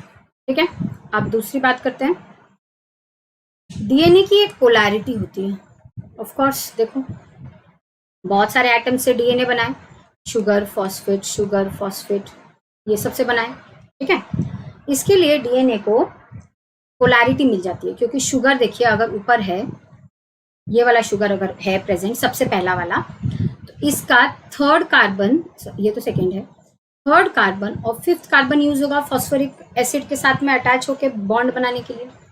तो अगर थर्ड कार्बन यूज हुआ है, देखिए यहाँ पे दो स्ट्रैंड्स हैं, ये 5 प्राइम है, ये 3 प्राइम है, ये 3 प्राइम है, ये 5 प्राइम है। इसका मतलब क्या है और ऐसा क्यों होता है? ठीक है, इस पे ध्यान देना है हमको ताकि हमको पता चल जाए कि 3 और 5 इसका मीनिंग क्या है और क्यों 3 और 5 यूज होता है वो हमने देख लिया है। क्योंकि थर्ड कार्बन और फिफ्थ कार्बन ही है जो कि फ्री है, उसका OH फ्री है, नहीं तो फिर बाकी सबका OH यूज हो चुका है ना। तो देखते हैं, ये स्ट्रैंड में मैं इसको ड्रॉप करती हूँ। देखिए यहाँ पे ये जो हमारा 2 स्ट्रैंड्स है, ये वाला शुगर अगर फर्स्ट है, ठीक है, फर्स्ट शुगर को ड्रॉ करते हैं हम लोग। ठीक है, अब ये जो फर्स्ट शुगर है ऑफ कोर्स इसका जो फिफ्थ प्राइम होगा CH2OH वो फ्री होगा क्योंकि ये जो नीचे की तरफ फॉस्फेट है, नीचे की तरफ, तो जो फॉस्फेट होगा किसके साथ अटैच्ड होगा? थर्ड कार्बन के साथ में। तो S और P के बीच में यहाँ पे फर्स्ट कार्बन अगर फर्स्ट शुगर अगर H है, सॉरी फर्स्ट मॉलिक्यूल अगर शुगर है तो वो नेक्स्ट फॉस्फेट, उसके नीचे जो फॉस्फेट है उसके साथ वो थर्ड कार्बन में अटैच होगा 3 प्राइम OH। क्योंकि ये शुगर ऊपर है तो उसका ऑफ कोर्स ये वाला फ्री होगा। तो अगर शुगर का जो फर्स्ट शुगर है एक चेन में, उसका अगर CH2OH फ्री है, और वो कैसे फ्री होगा? तो देखिए यहाँ पे हमेशा याद रखेंगे फिफ्थ कार्बन का CH2OH पहले से ही फॉस्फेट के साथ अटैच होता है। ये वाला स्ट्रक्चर हम देखेंगे कैसे अटैचमेंट हो रहा है। जो फर्स्ट शुगर है उसका जो फिफ्थ कार्बन है वो फॉस्फेट के साथ अटैच होगा। ठीक है, अब ये फिर नीचे थर्ड कार्बन की वजह से फॉस्फेट के साथ अटैच्ड है। फिर नेक्स्ट शुगर उसका फिफ्थ कार्बन फॉस्फेट के साथ अटैच्ड है। फिर नेक्स्ट शुगर उसका थर्ड कार्बन फॉस्फेट के साथ अटैच्ड है। फिर उसके बाद वाला शुगर उसका फिफ्थ अटैच्ड है। इस तरह से कहानी चलती रहेगी। तो पोलैरिटी का मतलब है कि दो चेन है, अगर उसका 5 प्राइम अगर आपने देख लिया उसकी पोलैरिटी, इसका मतलब आपको ये समझना है कि फर्स्ट वाले शुगर का 5th कार्बन का जो CH2OH है वो फॉस्फेट के साथ अटैच्ड है एंड वो फ्री है, अब ये लास्ट वाला कार्बन देख लेते हैं। लास्ट वाला कार्बन ऑफ कोर्स उसका CH2OH ऊपर अटैच होगा, नीचे कौन सा फ्री होगा, OH। तो 5 प्राइम से 3 प्राइम का मतलब है, अगर 5 प्राइम आपने कहीं देख लिया that means CH2OH is attached with phosphate, 3 prime अगर देख लिया that means it's OH is free. Done. दो शुगर बना लेते हैं। 5 प्राइम का मतलब मैं यहाँ पे शुगर ड्रॉ करती हूँ, CH2OP फॉस्फेट के साथ अटैच्ड है। 3 प्राइम मतलब शुगर OH फ्री है 3 प्राइम का। ये 3 प्राइम का मतलब वही सेम, एक सेकंड, ठीक है, OH फ्री है, ठीक है। लास्ट वाला कार्बन ये क्या है, 5 प्राइम, दैट मीन्स CH2OP, यही है हमारा DNA का 5 प्राइम से 3 प्राइम का मतलब। एंड मैंने यहाँ पे आप नोटिस किए होंगे इसमें मैंने शुगर को उल्टा बनाया है, यहाँ पे ऊपर की तरफ फेस कर रहा है उसका O, यहाँ पे नीचे की तरफ फेस कर रहा है, because both the strands are anti parallel. Anti parallel नहीं होगा तो उसके बीच में जो एकोमोडेशंस है नाइट्रोजनियस बेसिस के वो नहीं हो पाएंगे। थोड़ी देर में देखेंगे एंटी पैरेलल का मीनिंग। अभी के लिए इतना समझ में आया आप लोगों को कि एंटी पैरेलल होने की वजह से ही जो शुगर है वो ऊपर की तरफ फेस करता है एक स्ट्रैंड का, तो नीचे वाले दूसरे वाले स्ट्रैंड का उसका O जो होता है वो नीचे की तरफ फेस करता है। ठीक है, समझ में आ गया आप लोग को? आई होप समझ में आ गया। अगर आप कुछ नहीं बोल रहे हैं तो मैं यहाँ पे फिर से बता देती हूँ एक बार। दो strand 5 prime 3 prime 3 prime 5 prime. 5 prime का मतलब the first sugar is having attached phosphate at 5th position. 3 prime means the last sugar is having its OH free. The second strand 3 prime means the first sugar is having its OH free. 5 prime means the last sugar is having its CH2OH attached with phosphate. बस यही होता है। 5 prime का हमेशा मतलब होता है CH2OH phosphate के साथ अटैच्ड, 3 प्राइम का होता है हमेशा OH फ्री। हो गया, समझ में आ गया आप लोग को? अब आगे बढ़ते हैं। देखिए यहाँ पे ये अगर शुगर है तो फर्स्ट कार्बन किसके साथ चला गया, फर्स्ट प्राइम का OH। देखिए यहाँ पे नाइट्रोजनियस बेस के साथ में बॉन्ड बनाया, यहाँ पे ये हमारा नाइट्रोजनियस बेस है, it is bonded to the first carbon of sugar by a bond which is called as glycosidic bond. ठीक है, it is a type of condensation reaction जिसमें वाटर मॉलिक्यूल लॉस होता है। देखिए इसका रिजल्ट देखिए क्या है, H और यहाँ पे हमारा नाइट्रोजनियस बेस लगा हुआ है। ठीक है, अब ये शुगर है, सेकेंड कार्बन यूज का कुछ नहीं है, थर्ड कार्बन यूज होगा फॉस्फेट के साथ अटैच होने के लिए, फिफ्थ कार्बन को, फोर्थ कार्बन भी किसी यूज का नहीं है, फिफ्थ कार्बन को इन्होंने यूज कराया। यहाँ पे देखिए फिफ्थ कार्बन यहाँ पे देखिए CH2OH है और ये हमारा फॉस्फोरिक एसिड है। इसमें कितने आयोनाइजेबल हाइड्रोजन है, 3। देखिए यहाँ पे एक आयोनाइजेबल हाइड्रोजन इसके साथ में OH बना के, OH के साथ में जा रहा है वाटर बन के, which is a type of condensation reaction again, which is a type of again condensation reaction. तो यहाँ पे भी देखिए, ध्यान से देखिए, इन दोनों की वजह से ये बना, इन दोनों की वजह से यहाँ पे ये बना, हुआ ना, P double bond O, OH OH OCH2 OCH2। तो this bond is called as glycosidic bond and this bond which is formed between phosphate group and fifth carbon atom is called as phospho monoester bond। ध्यान दीजिए इस बात पे, this bond is called as phospho monoester bond। तो फिर phosphodiester bond क्या है वो ध्यान देंगे हम लोग, थोड़ी देर में देखेंगे। ठीक है, आ गया समझ में यहाँ तक आप लोग को कि शुगर क्या होता है, कौन से बॉन्ड्स बनते हैं। अब हम देखते हैं कि फॉस्फोडाइस्टर बॉन्ड क्या होता है।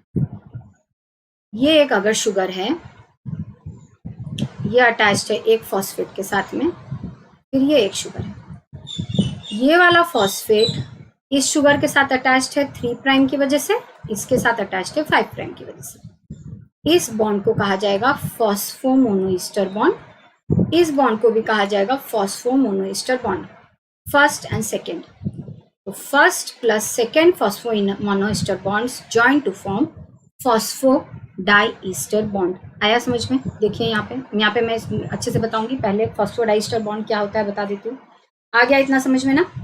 Sugar phosphate sugar, phosphominoester bond, they both join to form a phosphodiester bond which is a type of condensation reaction। ये आप लोगों को पता है, water molecule is lost। ठीक है, अब आगे देखते हैं। फॉस्फोडाइस्टर बॉन्ड को समझने के लिए पहले ईस्टर बॉन्ड क्या है वो समझना पड़ेगा। ईस्टर बॉन्ड देखिए यहाँ पे है R X double bond O R dash, this is a ester bond. ये तो आप लोगों को पता होगा, फंक्शनल ग्रुप का लिस्ट में आपने +2 में पढ़ा होगा कि ईस्टर ग्रुप क्या होता है। तो ये एक ईस्टर ग्रुप है। ठीक है, क्या है? R X double bond O R dash. X की जगह पे C हो सकता है, P हो सकता है, S हो सकता है। अगर X की जगह पे मैं C ड्रॉ करती हूँ तो क्या होगा? R C double bond O R dash. ये एक कार्बन वाला ईस्टर बॉन्ड है। ठीक है, अब मैं फॉस्फेट के साथ अगर ड्रॉ करूं तो क्या होगा? R P double bond O R dash OH। क्योंकि फॉस्फेट के लिए फॉस्फेट को 5 एटम्स चाहिए, यानी 5, इसका वैलेंसी 5 है, 1 2 3 4 5। इसीलिए अगर मैंने इस X की जगह पे P डाल दिया तो मुझे यहाँ पे OH लिखना पड़ेगा। तो ये हो गया हमारा एक फॉस्फो ईस्टर बॉन्ड। ये हो गया हमारा कार्बन वाला ईस्टर बॉन्ड। ये हो गया हमारा फॉस्फेट वाला ईस्टर बॉन्ड। आई होप यहाँ तक आपको समझ में आ रहा है। देखिए ये है हमारा फॉस्फेट वाला ईस्टर बॉन्ड, R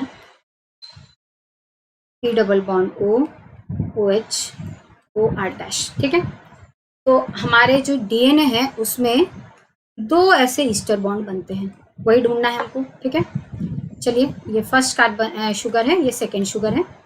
ये शुगर, ये जो बीच में हमारा फॉस्फेट मॉलिक्यूल है उसके साथ बॉन्ड बना रहा है। ये वाला शुगर भी उसके ऊपर वाले फॉस्फेट के साथ बॉन्ड बना रहा है। मतलब मैं एक शुगर ड्रॉ की हूँ, एक फॉस्फेट ड्रॉ की हूँ, फिर एक शुगर ड्रॉ की हूँ। यहाँ पे पूरा स्ट्रक्चर ड्रॉ किया है मैंने। ये वाला शुगर फॉस्फेट शुगर। ठीक है, अब यहाँ पे देखिए 3 प्राइम वाला OH और जा रहा है इसके H के साथ में। यहाँ पे 5 प्राइम वाला OH जा रहा है इसके H के साथ में। ठीक है, तो हमें रिजल्ट में क्या मिलेगा? H यहाँ पे O, यहाँ पे है P डबल बॉन्ड O, ये रहा P double bond O, OH, फिर ये वाला O, और ये किसके साथ अटैच है? CH2O के साथ, क्योंकि CH2 देखिए यहाँ पे OH तो जा चुका है, OCH2, OCH2, फिर ये वाला शुगर। ध्यान दीजिए यहाँ पे, मैं इसको एनलार्ज कर देती हूँ अगर आपको चाहिए तो। देखिए, ठीक है ना, ये दोनों चला गया तो क्या होगा? HOP double bond O, HOP double bond O। यहाँ पे देखिए CH2OP double bond O, CH2OP double bond O। ठीक है, थोड़ा देखिए ध्यान से, इसको 2 मिनट के लिए देख लीजिए। अगर आप लोग को आता है तो अच्छी बात है, नहीं तो थोड़ा ध्यान से देख लीजिए। ठीक है, ठीक है, एस्केप करते हैं। आप देखते हैं यहाँ पे, यहाँ जो इंटरेक्शन है ये पहला फॉस्फेट के साथ इंटरेक्शन है, यहाँ दूसरा इंटरेक्शन है। सो यहाँ पे जो बॉन्ड बनेगा that is first phosphomonoester bond, और यहाँ जो बनेगा that will be second phosphomonoester bond. A combination of these two will give rise to phosphodiester bond. और जो फर्स्ट फॉस्फोमोनोईस्टर बॉन्ड बनेगा that will be due to first esterification reaction. यहाँ पे जो हो रहा है सेकेंड स्टेरिफिकेशन रिएक्शन, मतलब फॉस्फेट मॉलिक्यूल इसके साथ जुड़ने के लिए वाटर निकाल रहा है, मतलब यहाँ पे एक पहला ईस्टर बनेगा तो फर्स्ट स्टेरिफिकेशन रिएक्शन, यहाँ पे सेकेंड ईस्टर बनेगा सेकेंड स्टेरिफिकेशन रिएक्शन। ईस्टर अब यहाँ पे कैसे है वो ढूंढना है हमको। तो फॉस्फो ईस्टर क्या है? R P double bond O OH OR dash. ये ग्रुप को यहाँ सर्च करना है। देखिए यहाँ पे मैं एनलार्ज कर देती हूँ, खुद आप सर्च कर लेंगे। देखिए P double bond O, OH, O, R, देखिए यहाँ पे R, P double bond O, OR dash. ये अगर इसको R समझ लेंगे, इसको आपको OR डैश समझना होगा। P डबल बॉन्ड O है और OH है, हुआ ना, ये पहला फॉस्फेट वाला ईस्टर। अब ये P double bond O, OH, O, R dash. अब यहाँ पे देखते हैं, फिर एक और है P डबल बॉन्ड O, हमें मेनली इसको सर्च करना है, ये वाला group P double bond O। देखिए यहाँ पे P double bond O, P double bond O। बाकी ग्रुप्स को आप सर्च कीजिए, आपको सब मिल जाएगा। R और R का मतलब होता है ऑर्गेनिक फ्रेगमेंट, बस। तो आप किसी को भी R और OR पकड़ सकते हैं, आप इसको R समझ सकते हैं, इसको R डैश समझ सकते हैं, इसमें कोई प्रॉब्लम नहीं होगी। तो देखिए यहाँ पे P डबल बॉन्ड O पहला Easter, P double bond O दूसरा ईस्टर। तो यहाँ पे 2 ईस्टर बॉन्ड्स है या नहीं, 2 ईस्टर मॉलिक्यूल्स है या नहीं, तो यहाँ पे फॉस्फोडाइस्टर बॉन्ड है या नहीं। देखिए, किसी को कोई डाउट है, किसी को कुछ पूछना है? ठीक है ना, ठीक है, ठीक है, आई होप सबको क्लियर है। ठीक है, किसी को कोई डाउट पूछना है तो पूछ सकते हो, आप यहाँ पे सर्च कर लीजिए P डबल बॉन्ड O,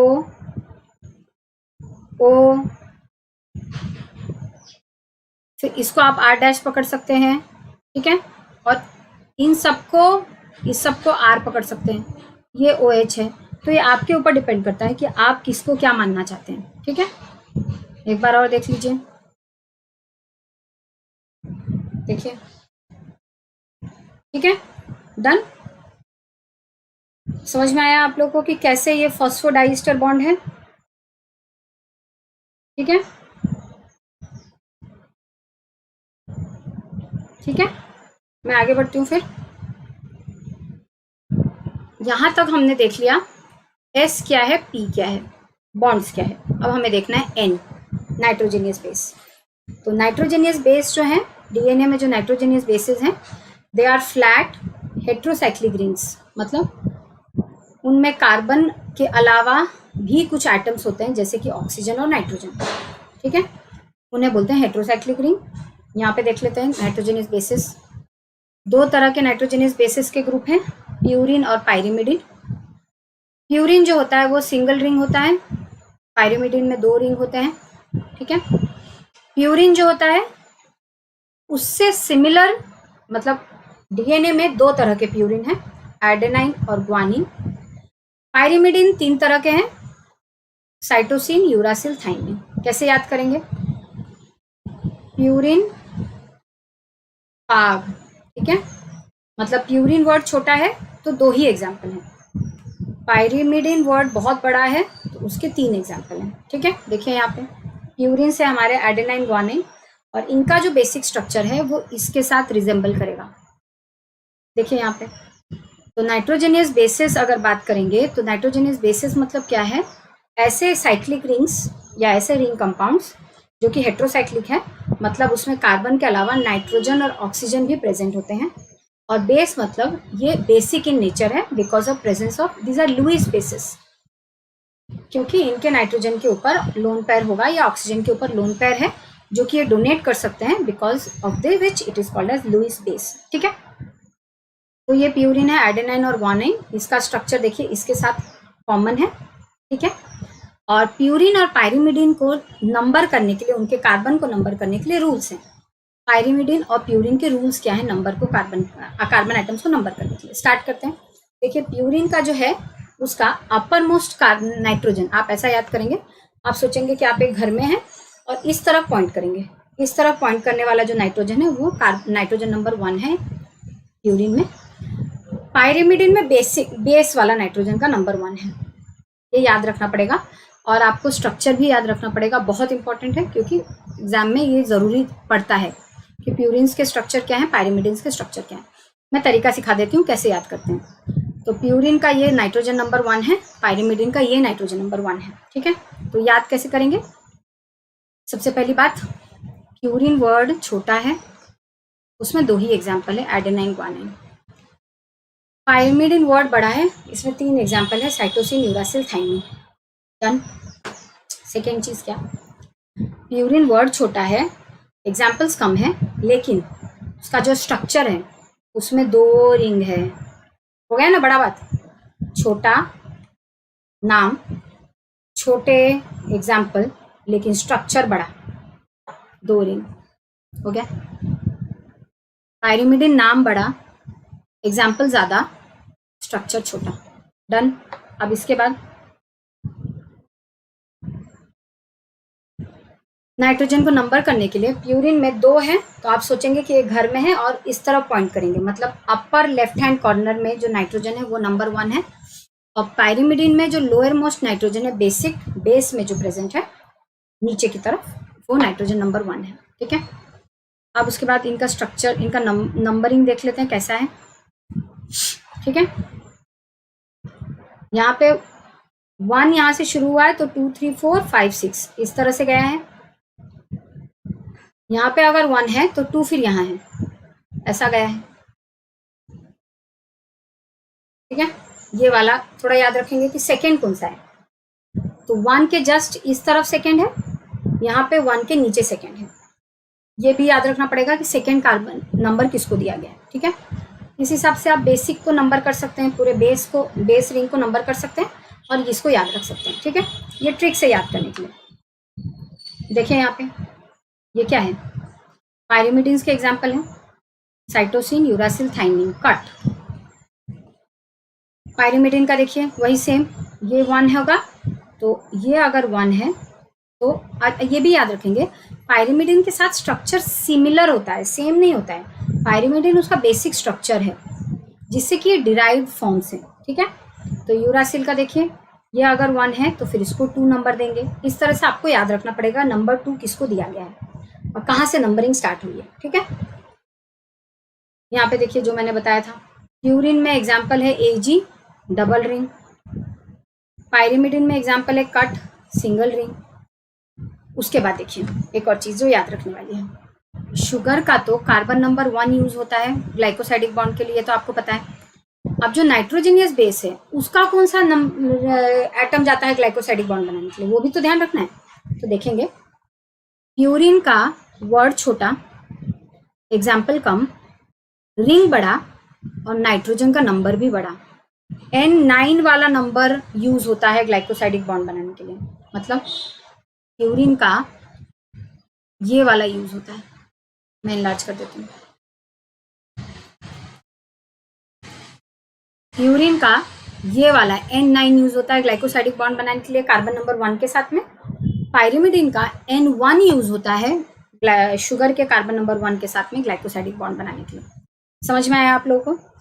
तो कैसे याद करना है, प्यूरिन छोटा वर्ड, कम एग्जाम्पल, रिंग बड़ा, नंबर बड़ा। पायरिमिडिन नाम बड़ा, एग्जाम्पल बड़ा, स्ट्रक्चर छोटा, नंबर ऑफ नाइट्रोजन छोटा जो कि ग्लाइकोसाइडिक बॉन्ड बनाएगा। ठीक है, ठीक है, वही यहाँ पे लिखा है। इस तरह से आप याद रख सकते हैं इस चीज को। ठीक है, आगे बढ़ते हैं। अब एग्जाम में आने वाली चीज क्या है, तो सारे नाइट्रोजनियस बेसिस का आपको केमिकल नेम याद रखना पड़ेगा जो कि बहुत इंपॉर्टेंट है। तो एडेनाइन का केमिकल नेम क्या है, 6 अमीनो प्यूरिन। कैसे, आप प्यूरिन का स्ट्रक्चर देखिए, ये बेसिक स्ट्रक्चर है प्यूरिन का।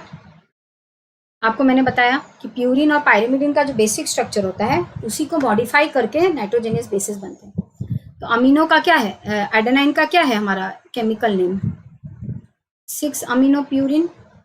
6th पोजीशन में एक अमीनो ग्रुप है प्यूरिन के साथ में, जिसकी वजह से उसे कहा जाएगा एडेनिन। देखिए यहाँ पे 6th पोजीशन में NH2 ग्रुप है। ठीक है, इस तरह से आपको ये याद रखेंगे, हर का आपको बेसिक जो उसका अल्टरनेट नेम है याद रखना है। और आप ये सोच रहे होंगे कि ये स्ट्रक्चर को, डीएनए के स्ट्रक्चर को इतना अच्छे से पढ़ने की क्या जरूरत है। देखिए, अगर आप डीएनए का स्ट्रक्चर अच्छे से पढ़ लेते हैं तो आरएनए का स्ट्रक्चर अच्छे से पढ़ लेते हैं, खास करके ए और बी और जेड कन्फर्मेशन, इनके सीन और एंटी के बारे में अगर अच्छे से जान लेते हैं, शुगर पकरिंग के बारे में अच्छे से जान लेते हैं, तो एक क्वेश्चन आपका फिक्स हो जाता है डीएनए का। क्योंकि डीएनए के बेसिक स्ट्रक्चर से एक क्वेश्चन आता है, प्लस अगर डीएनए का स्ट्रक्चर आपको पता होगा तो ही आप अप्लाइड क्वेश्चंस भी कर सकते हैं, क्योंकि डीएनए का स्ट्रक्चर ही हमारा बेसिक है। किसी भी चीज में डीएनए का स्ट्रक्चर ही बेसिक है। ठीक है, तो इसका एक ऑल्टरनेट नेम याद रख लेंगे, ये ज़रूरी है, ठीक है। उसके अलावा कैसे स्ट्रक्चर याद रखेंगे उसका छोटा तरीका मैंने यहाँ पे बता दिया है। देखिए, हर एटम का जो नंबरिंग किया हुआ है, कार्बन तो होता ही है हर जगह पे, आप खाली नाइट्रोजन का नंबर याद रख लीजिए। एडेनाइन में कहाँ कहाँ नाइट्रोजन है देखिए 1379, इतना याद रख लेंगे ना तो आपके लिए स्ट्रक्चर याद रखने में आसानी होगी सबका, हर का। Adenine, thymine, cytosine, uracil, guanine, इन सबका आप नाइट्रोजन कौन से पोजीशन में है वो याद रख लीजिए। बाकी तो कार्बन होगा ही, आपको पता है। उसके बाद आपको पता है कि नाइट्रोजन जो होता है उसका कितना वैलेंसी है, कार्बन का कितना वैलेंसी है, उसको सेटिस्फाई कर लेंगे। एंड एक और बात याद रखेंगे, डबल बॉन्ड्स कहाँ पे हैं उनका नंबर भी याद रख लेंगे, ठीक है। तो 1379 में देखिए नाइट्रोजन रिंग्स है, डबल बॉन्ड कहाँ कहाँ पे है वो याद रख लीजिए। और बाकी की चीज़ें तो मैंने याद करा दी, दो रिंग कहाँ होता है, वन रिंग कहाँ होता है। तो इससे क्या है, आपको सबका स्ट्रक्चर याद रहेगा। थोड़ा प्रैक्टिस तो करना पड़ेगा, किसी ट्रिक से ही याद रहेगा, बार बार प्रैक्टिस करते रहेंगे उससे याद नहीं आएगा आपको। इस तरह से ट्रिक्स फॉलो करेंगे तो ही याद रहेगा, ठीक है, समझ में आया। उसके बाद में कौन सा नंबर का ग्लाइकोसाइडिक बॉन्ड में जाता है, कहाँ कहाँ नाइट्रोजन आइटम है, नाइट्रोजन आइटम के अलावा स्पेशल चीज़ क्या है, यहाँ पे अमीनो ग्रुप है 6th पोजीशन में, फिर डबल बॉन्ड का है। इतना चीज़ अगर मैं याद कर लूँगी तो मुझे हर का स्ट्रक्चर याद हो जाएगा। तो यहाँ पे एक एग्जाम्पल दिया हुआ है कि कैसे आपको ट्रिक्स को यूज़ करके सबका स्ट्रक्चर याद रखना है। यहाँ पे भी देखिए ग्वानिन का 2 अमीनो 6 ऑक्सोप्यूरिन, मतलब 6 पे पोजीशन में ऑक्सो ग्रुप है और सेकेंड पोजीशन में अमीनो ग्रुप है। तो ये हो गए स्पेशल ग्रुप। बाकी नाइट्रोजन कहाँ कहाँ है ये याद रखना है, डबल बॉन्ड्स कहाँ कहाँ है याद रखना है, स्ट्रक्चर याद हो गया। ऑक्सो का मतलब क्या होता है, RC डबल बॉन्ड O, इसको ऑक्सो ग्रुप कहते हैं, इसी को भी कार्बोनिल ग्रुप भी कहते हैं, ठीक है। साइटोसिन का केमिकल नेम है 4 amino 2 ऑक्सोप्यूरिमिडिन, 2 oxo 4 amino pyrimidine. Same यहाँ पे भी नाइट्रोजन कहाँ कहाँ है, स्पेशलिटी कहाँ कहाँ है, कार्बन के अलावा और क्या क्या प्रेजेंट है, यहाँ पे ऑक्सीजन प्रेजेंट है, अमीनो ग्रुप प्रेजेंट है, डबल बॉन्ड्स कहाँ कहाँ है। तो यहाँ पे डबल बॉन्ड से 5 और 6 कार्बन के बीच में, 3 और 4 कार्बन के बीच में। तो इस तरह से आप स्ट्रक्चर्स याद रख सकते हैं, ठीक है। यूरासिल का है 2,4 डाईऑक्सी पायरिमिडिन, थाइमिन का है 5 मिथाइल यूरासिल। इस तरह से आपको याद रखना है, ठीक है। अब सारे बॉन्ड्स के बारे में बातें हो गई, किसके किसके बारे में बात हुई, फॉस्फोडाइस्टर बॉन्ड, फिर किसके बारे में बात हुई, ग्लाइकोसाइडिक बॉन्ड। अब कौन सा बच गया, हाइड्रोजन बॉन्ड। यही 3 बॉन्ड्स हैं जो कि डीएनए में पाया जाता है।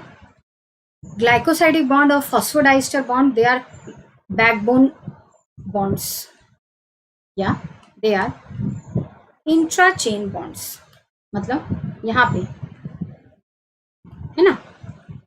एंड जो sorry phosphodiester bond is our intra chain bond, ठीक है। Glycosidic bond and hydrogen bond, they are of interchain bonds. Sugar के साथ ना नाइट्रोजनियस बेस लगेगा, तो ये हमारा ग्लाइकोसाइडिक बॉन्ड हो गया, ये हो गया हमारा हाइड्रोजन बॉन्ड। तो glycosidic bond and hydrogen bond, they are interchain bonds, done. Phosphodiester bonds, they are intra chain bonds, done. तो सबको समझ में आया, किसी को कुछ पूछना है यहाँ तक, किसी को कुछ पूछना है, किसी को कुछ पूछना है, अगर कोई डाउट होगा तो मुझे पूछ लेंगे।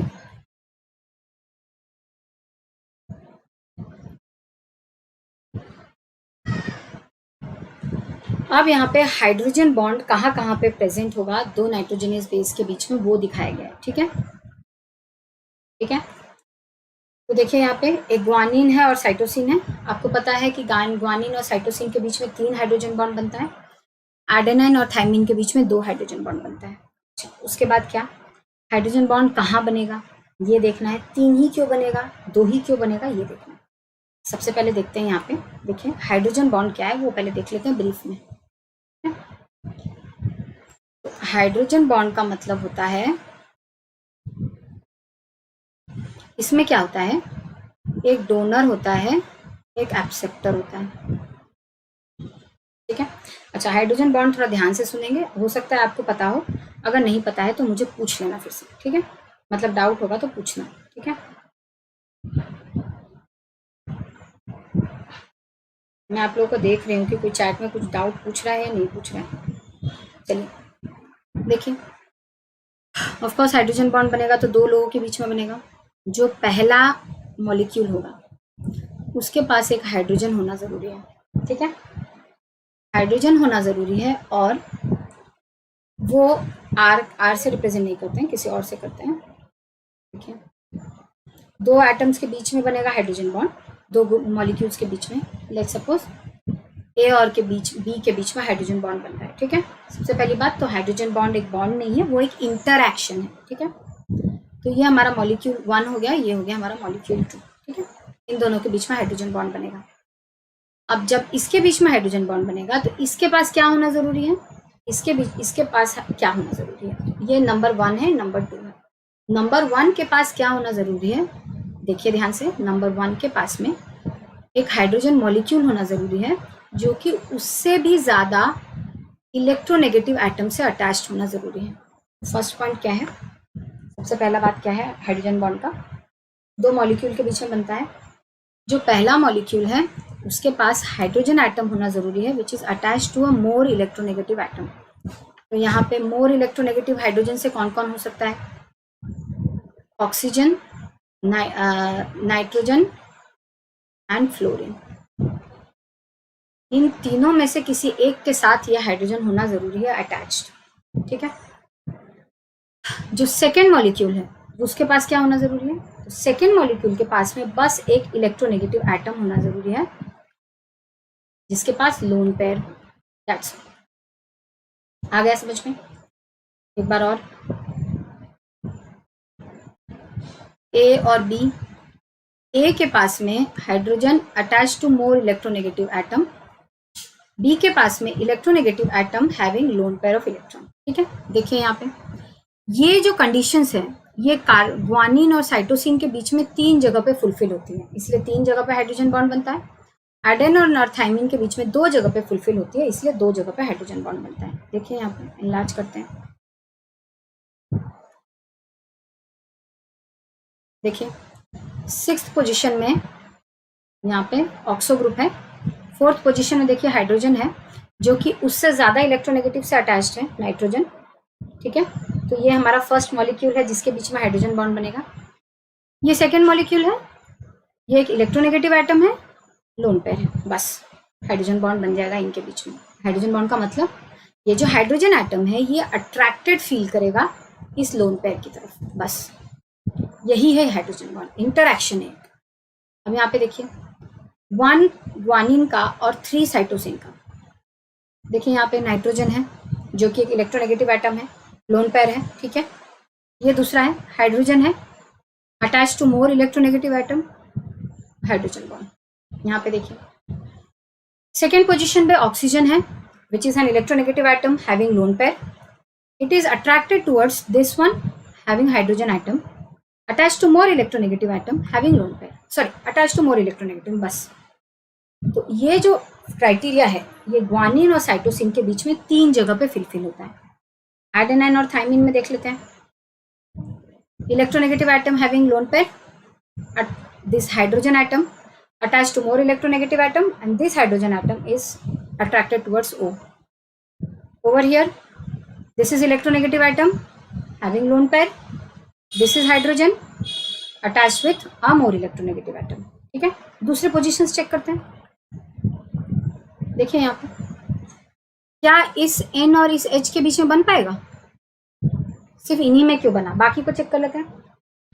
यहाँ पे तो इलेक्ट्रोनेगेटिव एटम है जिसका लोन पेयर है, यहाँ पे तो हाइड्रोजन है, क्या यहाँ बना पाएगा, नहीं बना पाएगा क्योंकि ये हाइड्रोजन कार्बन के साथ अटैच है। मैंने क्या बोला था, हाइड्रोजन इलेक्ट्रोनेगेटिव एटम के साथ अटैच होना चाहिए जिसके पास जो उससे ज्यादा इलेक्ट्रोनेगेटिव हो, तो इन दोनों के बीच में नहीं बन पाएगा। अब यहाँ देखते हैं, ये वाला नाइट्रोजन तो शुगर के साथ चला गया ग्लाइकोसाइडिक बनाने के लिए, तो इसको तो काउंट नहीं करना है। ये वाला नाइट्रोजन और ये वाले ऑक्सीजन की बात करते हैं, क्या इन दोनों के बीच में बनेगा, ये सिर्फ एक इलेक्ट्रोनेगेटिव एटम है, ये भी इलेक्ट्रोनेगेटिव एटम है, नहीं बनेगा क्योंकि इन दोनों में किसी के पास हाइड्रोजन नहीं है। तो इस तरह से अगर आप देखेंगे ना तो सिर्फ 3 ही जगह पे बन पाएगा ग्वानिन और साइटोसिन के बीच में, और 2 ही जगह पे बन पाएगा एडेनाइन और थाइमिन के बीच में। तो आपको ये याद रखना है कहाँ कहाँ बनता है। यहाँ पे मैंने लिस्ट दे दिया, आप देख लेंगे क्लास के बाद में। ठीक है, आगे बढ़ते हैं। अब जो ग्लाइकोसाइडिक बॉन्ड है उसका नाम होता है एन बीटा ग्लाइकोसाइडिक बॉन्ड, क्योंकि देखिए ये ग्लाइकोसाइडिक बॉन्ड है between base and sugar. This is an beta, क्योंकि एन अटैच्ड है, एन एटम इन्वॉल्व है ग्लाइकोसाइडिक बॉन्ड बनाने के लिए, और ये जो शुगर है ये बीटा शुगर है, इसलिए इसका नाम दिया जाता है एन बीटा ग्लाइकोसाइडिक बॉन्ड। ठीक है, आगे बढ़ते हैं। अब यहाँ पे देखिए, यहाँ पे एक लिस्ट है जिससे कि आपको बहुत सारे वर्ड्स के बारे में पता चलेगा। देखिए नाइट्रोजेनियस बेसिस अगर अकेले होते हैं तो उनको क्या नाम दिया जाता है? Adenine, guanine, cytosine, thymine, uracil. अगर यही नाइट्रोजेनियस बेस शुगर के साथ अटैच्ड हो जाता है तो उसे क्या बोलते हैं? एक न्यूक्लियोसाइड बोलते हैं, आपको पता है। एक वर्ड है न्यूक्लियोटाइड, ये भी आपको पता है। न्यूक्लियोटाइड क्या होता है? SNP। न्यूक्लियोसाइड क्या होता है? एक S और एक N। ठीक है, तो न्यूक्लियोसाइड हो गया हमारा SN, न्यूक्लियोटाइड क्या हो गया? SNP। तो देखिए यहाँ पे जब नाइट्रोजेनियस बेस अकेला है तब उसका नाम होता है adenine, guanine, cytosine, thymine, uracil. जब वो शुगर के साथ अटैच हो जाता है तब उसका नाम में सरनेम आ जाता है साइन, एडिनोसाइन, ग्वानोसाइन। प्यूरिन के केस में, पायरिडमिडिन के केस में साइटिडाइन, थाइमिडाइन, यूरिडाइन। ठीक है, तो ये वर्ड्स अगर आप कहीं देखेंगे तो आपको ये जानना होगा, पता चलना चाहिए कि वो बेस शुगर के साथ अटैच हो चुका है। अब वही चीज शुगर और नाइट्रोजेनियस बेस के साथ अगर एक फॉस्फेट अटैच हो जाता है तो वो न्यूक्लियोटाइड हो जाता है, S+N+P। तब उसका नाम बदल जाता है एडिनाइलेट, ग्वानाइलेट, साइटिडाइलेट, थाइमिडाइलेट, यूरिडाइलेट। ये वाला टेबल बहुत इंपॉर्टेंट है, नहीं तो आप नाम में कंफ्यूज हो जाएंगे कि किसका क्या मतलब है। ये चेक कर लेंगे एक बार। ठीक है, और देखिए ये तो RNA में होने से ऐसा बोलेंगे, ये DNA में होगा तो क्या बोलेंगे? डीऑक्सी, तो deoxy adenosine, deoxy adenylate, guanosine, deoxy guanosine, guanylate, deoxy guanylate. तो ये RNA की बात, DNA की बात है, या RNA की बात है। तो इन टर्म्स को आप थोड़ा ध्यान देंगे। ठीक है, मीनिंग देख लेंगे। यहाँ पे स्ट्रक्चर के साथ में दिया हुआ है सेम चीज, ये भी आप देख लेंगे। ठीक है, देखिए स्ट्रक्चर के साथ है। ठीक है, यहाँ पे ये भी एक बात है कि ये शुगर है, ये फॉस्फेट ग्रुप है, ये नाइट्रोजेनियस बेस है। एक ही फॉस्फेट है इसलिए मोनोफॉस्फेट भी कहा जाता है, इसलिए GMP, AMP भी वर्ड यूज किए जाते हैं।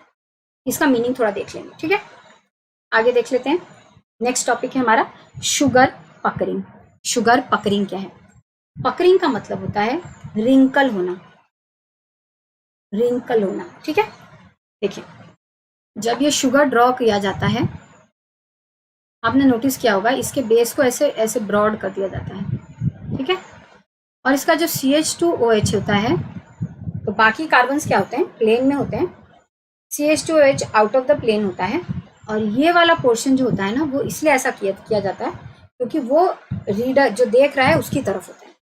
आप अगर देख रहे हैं शुगर को तो ये वाला बॉन्ड आपकी तरफ है, ये वाला एरिया आपसे दूर है, और CH2OH प्लेन से ऊपर है। ठीक है, यहाँ पे देख लेंगे, ये हमारा CH2OH 5th कार्बन है, ये प्लेन से ऊपर है। ठीक है, ये O है, ये बेस है, ये फर्स्ट कार्बन है, ये सेकेंड कार्बन है। शुगर पकड़ी में सेकेंड और थर्ड कार्बन जो होता है वो ट्विस्ट हो जाता है थोड़ा सा, मतलब उसका ओरिजिनल जगह पे ना रह के वो डिस्प्लेस होता है, जिसकी वजह से शुगर थोड़ा अजीब शेप ले लेता है, जिसको रिंकल, जैसे रिंकल हमारे स्किन पे पड़ता है उसी तरह से वो भी एक अजीब शेप ले लेता है, जिसके लिए उसको बोलते हैं पकरिंग। तो देखिए यहाँ पे सेकेंड और थर्ड कार्बन, ये देखिए ये वाला देखिए 5th कार्बन है, ये वाला first carbon, second carbon, third carbon, 4th carbon, और ये वाला हमारा शुगर है। ठीक है, अगर यही शुगर का सेकेंड कार्बन अगर प्लेन से निकल के ऊपर चला जाए, इसके पास 5th कार्बन के पास में, क्योंकि सब कुछ प्लेन में है, 5th carbon out of the plane है, तो अगर सेकेंड कार्बन प्लेन के ऊपर चला जाए तब उसे कहा जाएगा C2- endo, C2- endo.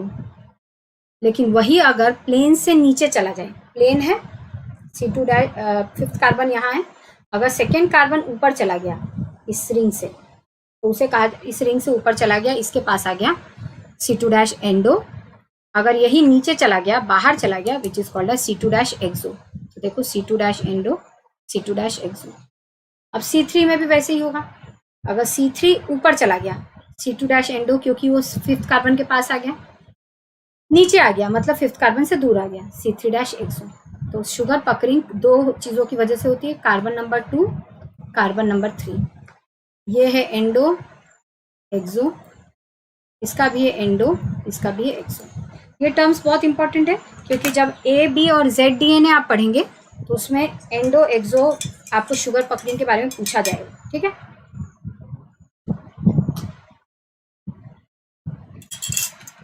I hope ये शुगर पकरिंग आपको समझ में आया। किसी को कुछ डाउट है?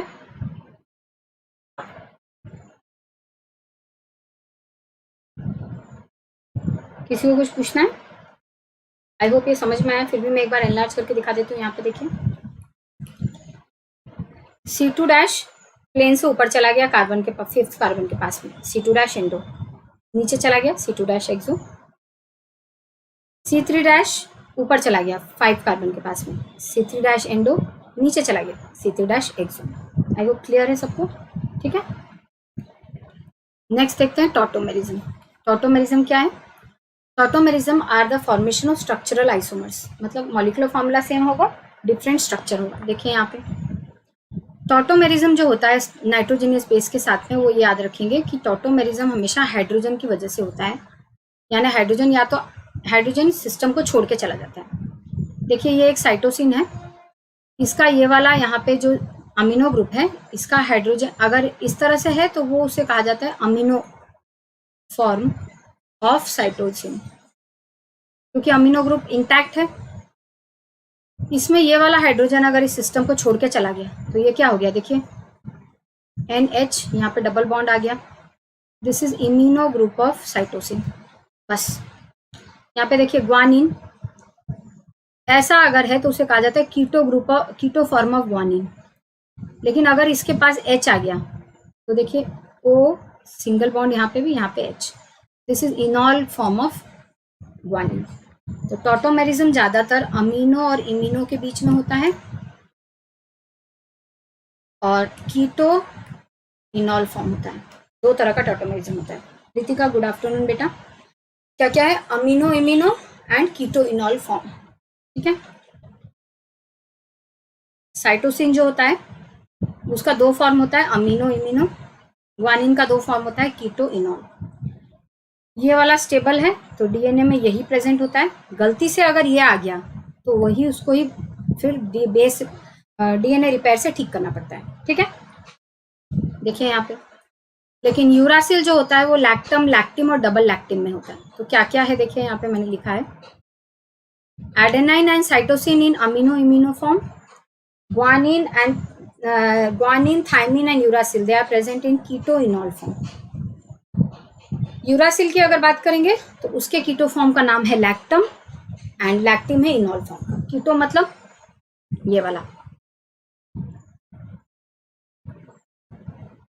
ग्रुप, इनॉल मतलब ये वाला ग्रुप, अमीनो मतलब ये वाला ग्रुप, इम्यूनो मतलब ये वाला ग्रुप। एक हाइड्रोजन के लॉस की वजह से, यहाँ पे एक हाइड्रोजन के गेन की वजह से, बस यही है। तो एडेनाइन और साइटोसिन ये अमीनो इम्यूनो फॉर्म में प्रेजेंट है, ग्वानिन, थायमिन कीटो इनॉल, और यूरासिल कीटो इनॉल का ही एक और मतलब कीटो का दूसरा नाम होता है, लैक्टम और लैक्टिन के फॉर्म में प्रेजेंट है। ठीक है, तो ये हो गया टॉटोमेरिज्म का। अगर किसी को डाउट है तो पूछ सकता है। यहाँ पे आते हैं right and left handed DNA. देखिए यहाँ पे जब भी डीएनए का स्ट्रैंड, दो स्ट्रैंड होगा तो ये वाला स्ट्रैंड नीचे है, ये वाला ऊपर है ना। ये जो ऊपर है ये ऊपर चढ़ने के लिए किस डायरेक्शन में जा रहा है उस बेसिस पे राइट हैंडेड और लेफ्ट हैंडेड होता है। ये देखिए ये ऊपर चढ़ने के लिए किस डायरेक्शन में जा रहा है, इस तरफ, तो ये राइट हैंडेड हुआ। यहाँ पे ये ऊपर चढ़ने के लिए किस डायरेक्शन में जा रहा है, इस तरफ, तो ये लेफ्ट हैंडेड हुआ। आप चेक करेंगे जिस भी डीएनए का हैंडेडनेस इसी से चेक किया जा सकता है। यहाँ पे देखिए ये वाला ऊपर स्ट्रैंड है, ये नीचे वाला है। ऊपर वाला ऊपर चढ़ने के लिए किस तरफ जा रहा है, इस तरफ, राइट हैंडेड। यहाँ पे ऊपर चढ़ने वाला किस तरफ जा रहा है, लेफ्ट हैंडेड। हो गया। तो ये है हमारा हैंडेडनेस ऑफ डीएनए। ज़्यादातर हमारे लिविंग सिस्टम में राइट हैंडेड डीएनए होते हैं, लेफ्ट हैंडेड डीएनए नहीं होता है। वैसे डीएनए 3 तरह के हैं, A B Z. Z left handed होता है, ए और बी राइट हैंडेड होता है। ठीक है, अब यहाँ पे देखते हैं, इसको एक टर्न बोलते हैं। ये डीएनए की कुछ प्रॉपर्टीज हम देख रहे हैं। ठीक है, टर्न मतलब देखो यहाँ पे एक बार एनलार्ज कर देती हूँ। इस पॉइंट पे देखो, डीएनए का जो ऊपर वाला स्ट्रैंड है वो ऊपर है। यहाँ पे वही स्ट्रैंड देखो,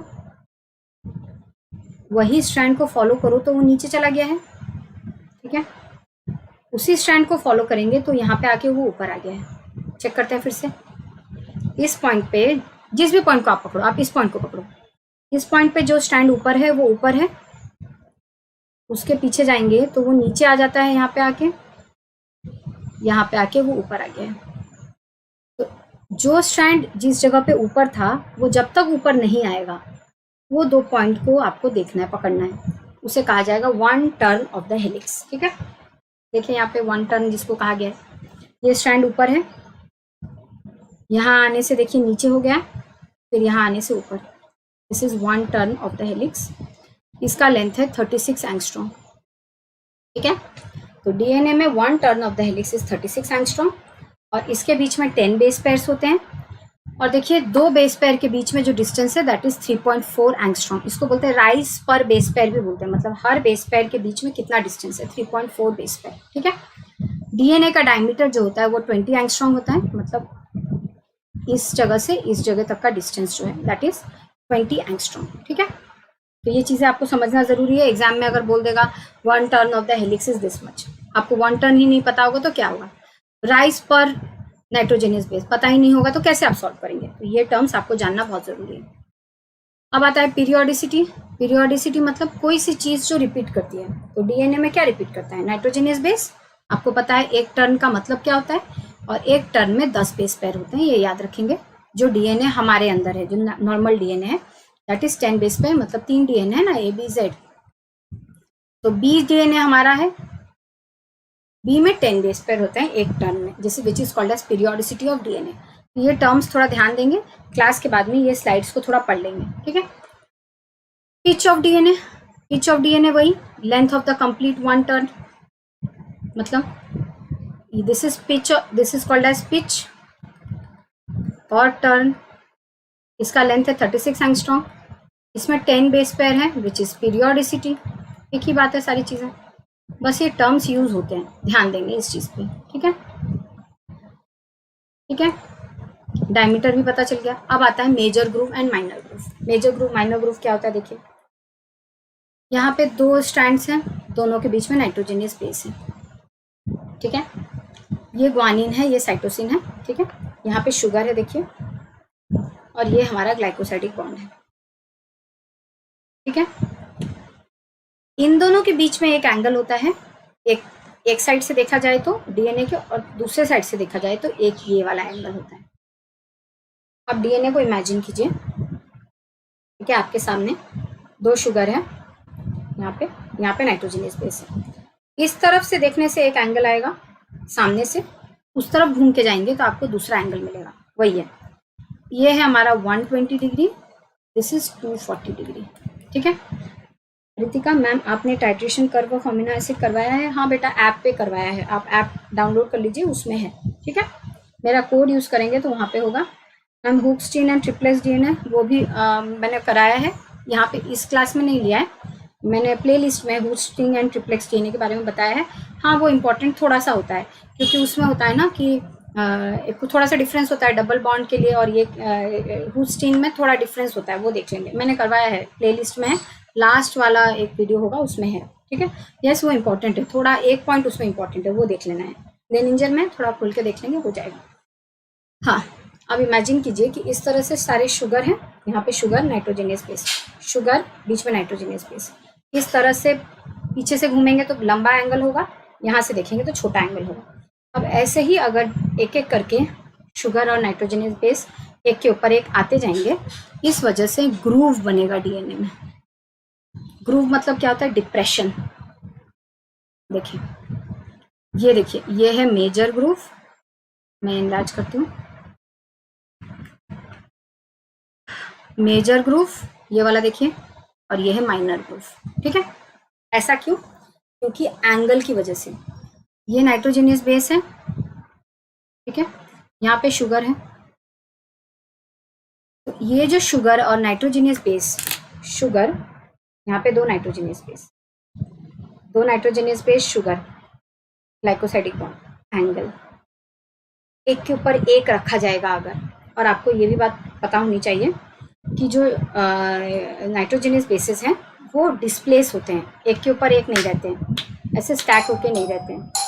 एक अगर नाइट्रोजनियस बेस यहाँ है तो दूसरा नाइट्रोजनियस बेस उससे थोड़ा ऊपर में एक एंगल बना के होगा, तीसरा, चौथा, पांचवा, इस तरह से एंगल में डीएनए सारे नाइट्रोजनियस बेसिस होंगे। देन नाइट्रोजनियस बेसिस शुगर के साथ में ग्लाइकोसाइडिक बॉन्ड बना रहे हैं, एक तरफ से देखने से कम एंगल होगा, घूम के जाएंगे तो दूसरा बड़ा एंगल होगा। इसकी वजह से डीएनए में ग्रूव बन जाता है। ग्रूव मतलब छेद, ऑफ कोर्स डिप्रेशन। सोचिए ना, खुद इमेजिन कीजिए, एक के ऊपर एक इस तरह से डीएनए चढ़ रहा है ऊपर स्टेप्स की तरह, एंगल भी है उसके बीच में, जिसकी वजह से हमें मेजर ग्रूव और माइनर ग्रूव मिल जाता है।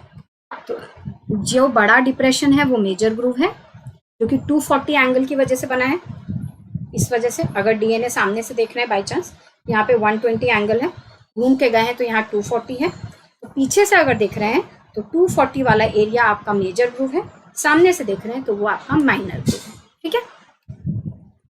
तो मेजर ग्रूव माइनर ग्रूव का यही मीनिंग होता है। ये स्लाइड्स को थोड़ा रीडिंग कर लेंगे, ठीक है। मैंने आधा 60 मिनट सोचा था, लेकिन इतना कुछ है कि नहीं हो पाया, मैं फिर भी थोड़ा स्पीड में कर देती हूँ। ये देखिए, ये माइनर ग्रूव है डीएनए का, ये देखिए मेजर ग्रूव है, ठीक है।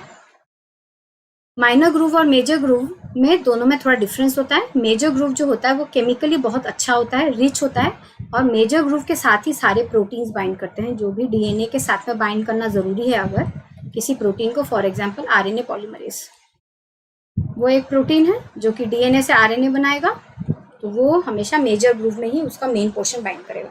तो मेजर ग्रूव में ज्यादा चीजें बाइंड करती हैं, माइनर ग्रूव में कम प्रोटीन्स बाइंड करते हैं, ठीक है। इस तरह से मेजर ग्रूव और माइनर ग्रूव का देखिए, सबके बीच में देखिए यहाँ पे, जैसे कि थोड़ा सा बता देती हूँ, टाइम हो गया है, मैं आधा घंटा 1 घंटा सोची थी 60 मिनट्स, इतना कुछ है कि कवर नहीं हो पाया। देखिए यहाँ पे ये हमारा मेजर ग्रूव है, ठीक है। अब उसके बाद मैंने आपको अभी हाइड्रोजन बॉन्ड के बारे में क्या बताया, दो मॉलिक्यूल्स के बीच में हाइड्रोजन बॉन्ड बनता है। एक होता है जिसके पास हाइड्रोजन एटम होना जरूरी है, दूसरा होता है, और जो पहला होता है उसके पास हाइड्रोजन एटम होना जरूरी है जो कि एक इलेक्ट्रोनेगेटिव मॉलिक्यूल के साथ अटैच्ड हो। दूसरा एटम जो है जिसके बीच में हाइड्रोजन बॉन्ड बनने वाला है, उसके पास सिर्फ एक इलेक्ट्रोनेगेटिव एटम होने से चलेगा। तो देखिए यहाँ पे देखिए, ये हमारा मेजर ग्रूव है ना, बड़ा एंगल है। यहाँ पे ये वाला एटम जो है ये सिर्फ एक इलेक्ट्रोनेगेटिव एटम है जिसके पास लोन पेयर ऑफ इलेक्ट्रॉन है। तो ये क्या करेगा, ये हाइड्रोजन बॉन्ड में पार्टिसिपेट करेगा, ठीक है। यहाँ देखिए, यहाँ पे भी एक हाइड्रोजन एटम है जो कि लोन पेयर के साथ एक इलेक्ट्रोनेगेटिव एटम के साथ अटैच्ड है, ये भी हाइड्रोजन बॉन्ड में पार्टिसिपेट करेगा, ये भी पार्टिसिपेट कर सकता है, इसलिए यहाँ देखिए बन भी गया है। ये जो हाइड्रोजन बॉन्ड बना है देखिए कहाँ कहाँ बना है, ये देखिए एक इलेक्ट्रोनेगेटिव एटम है जिसके पास लोन पेयर है एक मॉलिक्यूल, ये दूसरा मॉलिक्यूल है जिसके पास एक हाइड्रोजन है जो कि हाइड्रोजन उससे भी ज्यादा इलेक्ट्रोनेगेटिव के साथ अटैच्ड है। ये बात याद रखेंगे, हाइड्रोजन बॉन्ड तभी बनता है जब एक मॉलिक्यूल के पास में इलेक्ट्रोनेगेटिव एटम हो जो कि लोन पेयर के साथ अटैच्ड है, और दूसरे के पास में हाइड्रोजन हो जो कि उससे ज्यादा इलेक्ट्रोनेगेटिव के साथ अटैच्ड है, जैसे कि हाइड्रोजन NO, ये electronegative atom with lone pair, यहाँ पे hydrogen attach with more electronegative atom, ठीक है। Hydrogen will feel attraction towards that loan pair of electron, that's all. और जो हाइड्रोजन लोन पेयर की तरफ अट्रैक्शन फील कर रहा है जिस मॉलिक्यूल की वजह से, उसको डोनर कहा जाता है, और जो इलेक्ट्रोनेगेटिव एटम की तरफ वो अट्रैक्शन फील कर रहा है उस इलेक्ट्रोनेगेटिव एटम को एक्सेप्टर कहा जाता है। इसीलिए हाइड्रोजन एटम बॉन्ड में डोनर होते हैं और एक एक्सेप्टर होता है, ठीक है। समझ में आया इतना? किसी को डाउट है तो बोलना। तो देखिए ये एक एक्सेप्टर है, ये सिर्फ एक इलेक्ट्रोनेगेटिव एटम है, लोन पेयर ऑफ इलेक्ट्रॉन है। अगर इसे ऐसा कोई मॉलिक्यूल मिलेगा तो उसका हाइड्रोजन को ये अपने तरफ खींच लेगा, इसलिए इसको एक्सेप्टर A बोला गया है। देखिए यहाँ पे यहाँ पे हाइड्रोजन एटम है जो कि इलेक्ट्रोनेगेटिव एटम के साथ अटैच्ड है। ये हाइड्रोजन एटम किसी के पास जा सकता है, अट्रैक्शन फील कर सकता है, इसलिए ये डोनर है।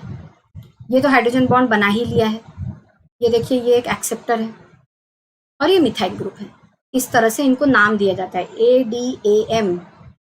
यहाँ देखिए, ये है हमारा एक्सेप्टर, हाइड्रोजन एटम को एक्सेप्ट करेगा।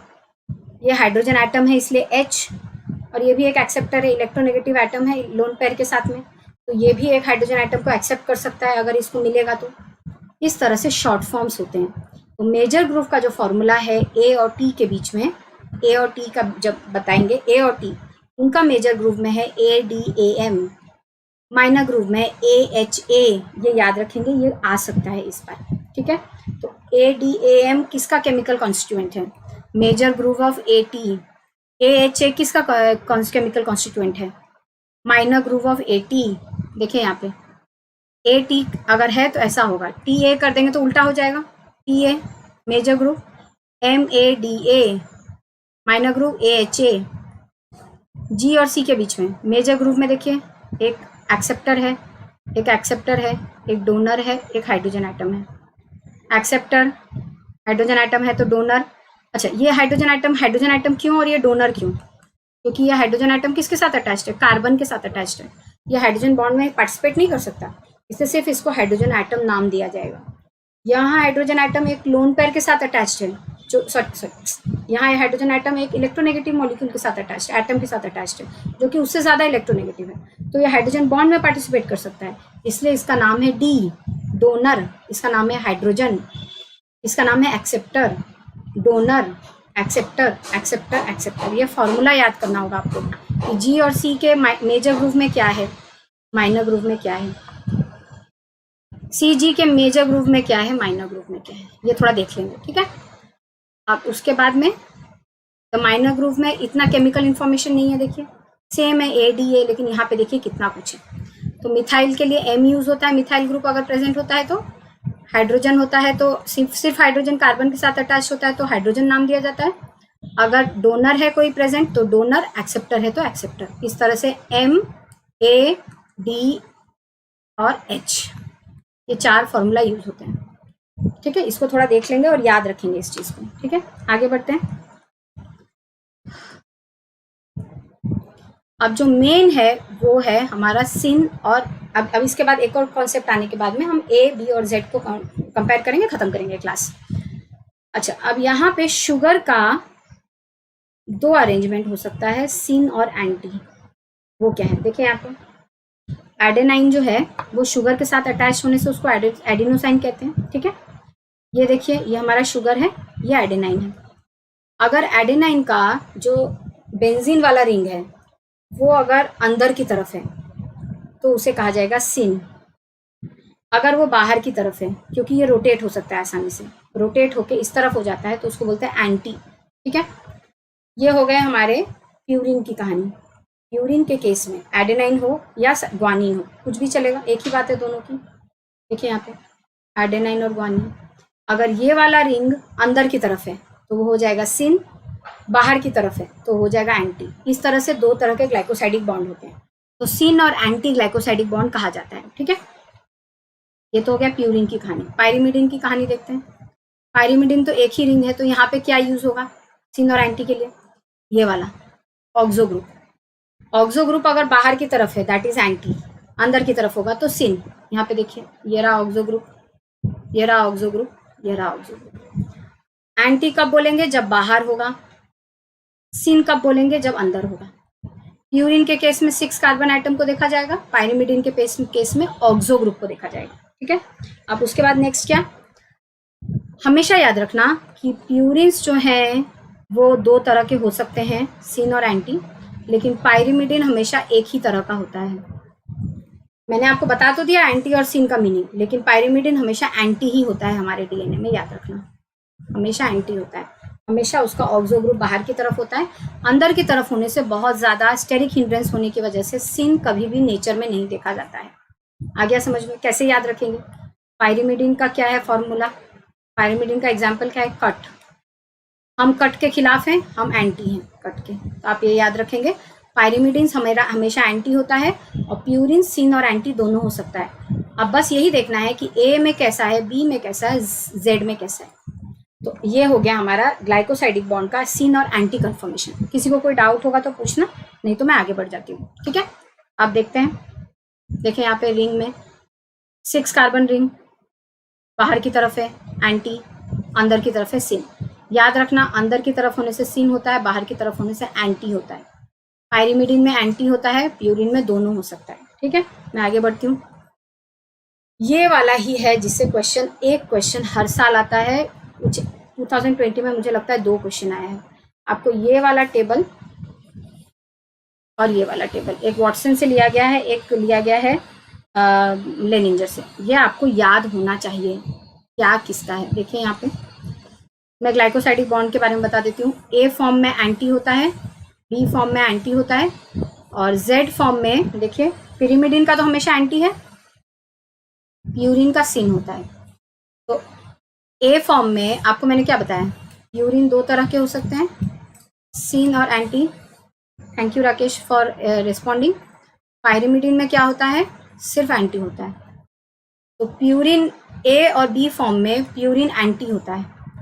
ठीक है, पायरिमिडिन तो एंटी है ही, एक ही है, इसलिए सिर्फ एंटी लिख के छोड़ दिया है। लेकिन जेड में प्यूरिन सिन होता है और एंटी होता है पायरिमिडिन। ठीक है, शुगर पकरिंग का देख लीजिए। बी फॉर्म हमारा डीएनए है, नॉर्मल डीएनए बी फॉर्म होता है, राइट हैंडेड होता है। C2- एंडो स्टेबल होता है, ये बात याद रखेंगे, इन दोनों पे क्वेश्चन आता है। यहाँ पे C3- एंडो स्टेबल होता है, यहाँ पे C2- एंडो पायरिमिडिन के लिए, C3- एंडो प्यूरिन के लिए। मैं समझा चुकी हूँ, बाकी चीज़ें आप देख लीजिए, कोई डाउट होने से मुझे पूछना। ये सारे वर्ड्स मैं समझा चुकी हूँ इस वीडियो में। कोई एक आध वर्ड कुछ रहा होगा, बाकी मैंने सारा समझा दिया है, सारे वर्ड समझा दिए हैं। ये वाला चीज़ नहीं बोली हूँ आज, ये रिकॉर्डेड में है, आप एक बार देख लेंगे अगर डाउट है तो। आपको ये दोनों टेबल याद रखने के लिए हर एक वर्ड का मीनिंग पता होना चाहिए, ये सब पता होना चाहिए। इसी के पता करने के लिए इतना कुछ हमने आज पढ़ा। इसके अलावा ये प्रोपेलर ट्विस्ट मैंने नहीं बताया है, ये रिकॉर्डेड वीडियो में है, और रिकॉर्डेड वीडियो में ट्रिप्लेक्स डीएनए के बारे में है। ये तो हम ड्यूप्लेक्स डीएनए की बात करें या हूट स्टिंग पेयरिंग के बारे में है। तो आप आज के वीडियो को देखने के अलावा कुछ रिकॉर्डेड वीडियोस भी देख लीजिए, ताकि आपका डीएनए स्ट्रक्चर कंप्लीट हो जाए। आज ऑलमोस्ट जो इम्पोर्टेंट है मैंने सारा कवर कर दिया है। ठीक है, इस तरह से हम क्लास के एंड में आते हैं। आप में से किसी को भी अगर कोई डाउट है, इनमें से किसी में भी, तो आप मुझे अभी पूछ सकते हैं, नहीं तो उस रिकॉर्डेड वीडियो में पूछ सकते हैं, नहीं तो आज शाम को 6:30 बजे हमारी नॉर्मल क्लास होगी, उसमें पूछ सकते हैं। मैं ऐप में क्लास लेती हूँ 5 PM पे, प्रोटीन पढ़ा रही हूँ। 6:30 पे यूट्यूब पे क्लास लेती हूँ। और अगर ऐप पे आप मेरा क्लासेस देखना चाहते हैं तो शेल K10 आपको यूज़ करना पड़ेगा। आज नहीं होगा क्लास, मतलब होता है वहाँ पे 5 PM पे होता है। जब होगा तब आपको मैसेज आएगा ऑलरेडी, और वहाँ पे titration curve of amino acid, characteristics of amino acid, classification, Ramachandran plot, dihedral angle complete हो गया है।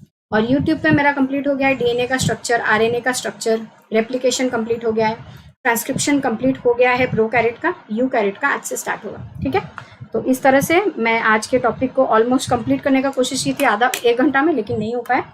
तो आज की क्लास यहीं बंद करते हैं। किसी को कोई डाउट है अगर अभी भी तो पूछ सकते हैं, नहीं तो मुझे शाम को या कभी भी किसी भी लाइव क्लास में पूछ लेंगे। ठीक है।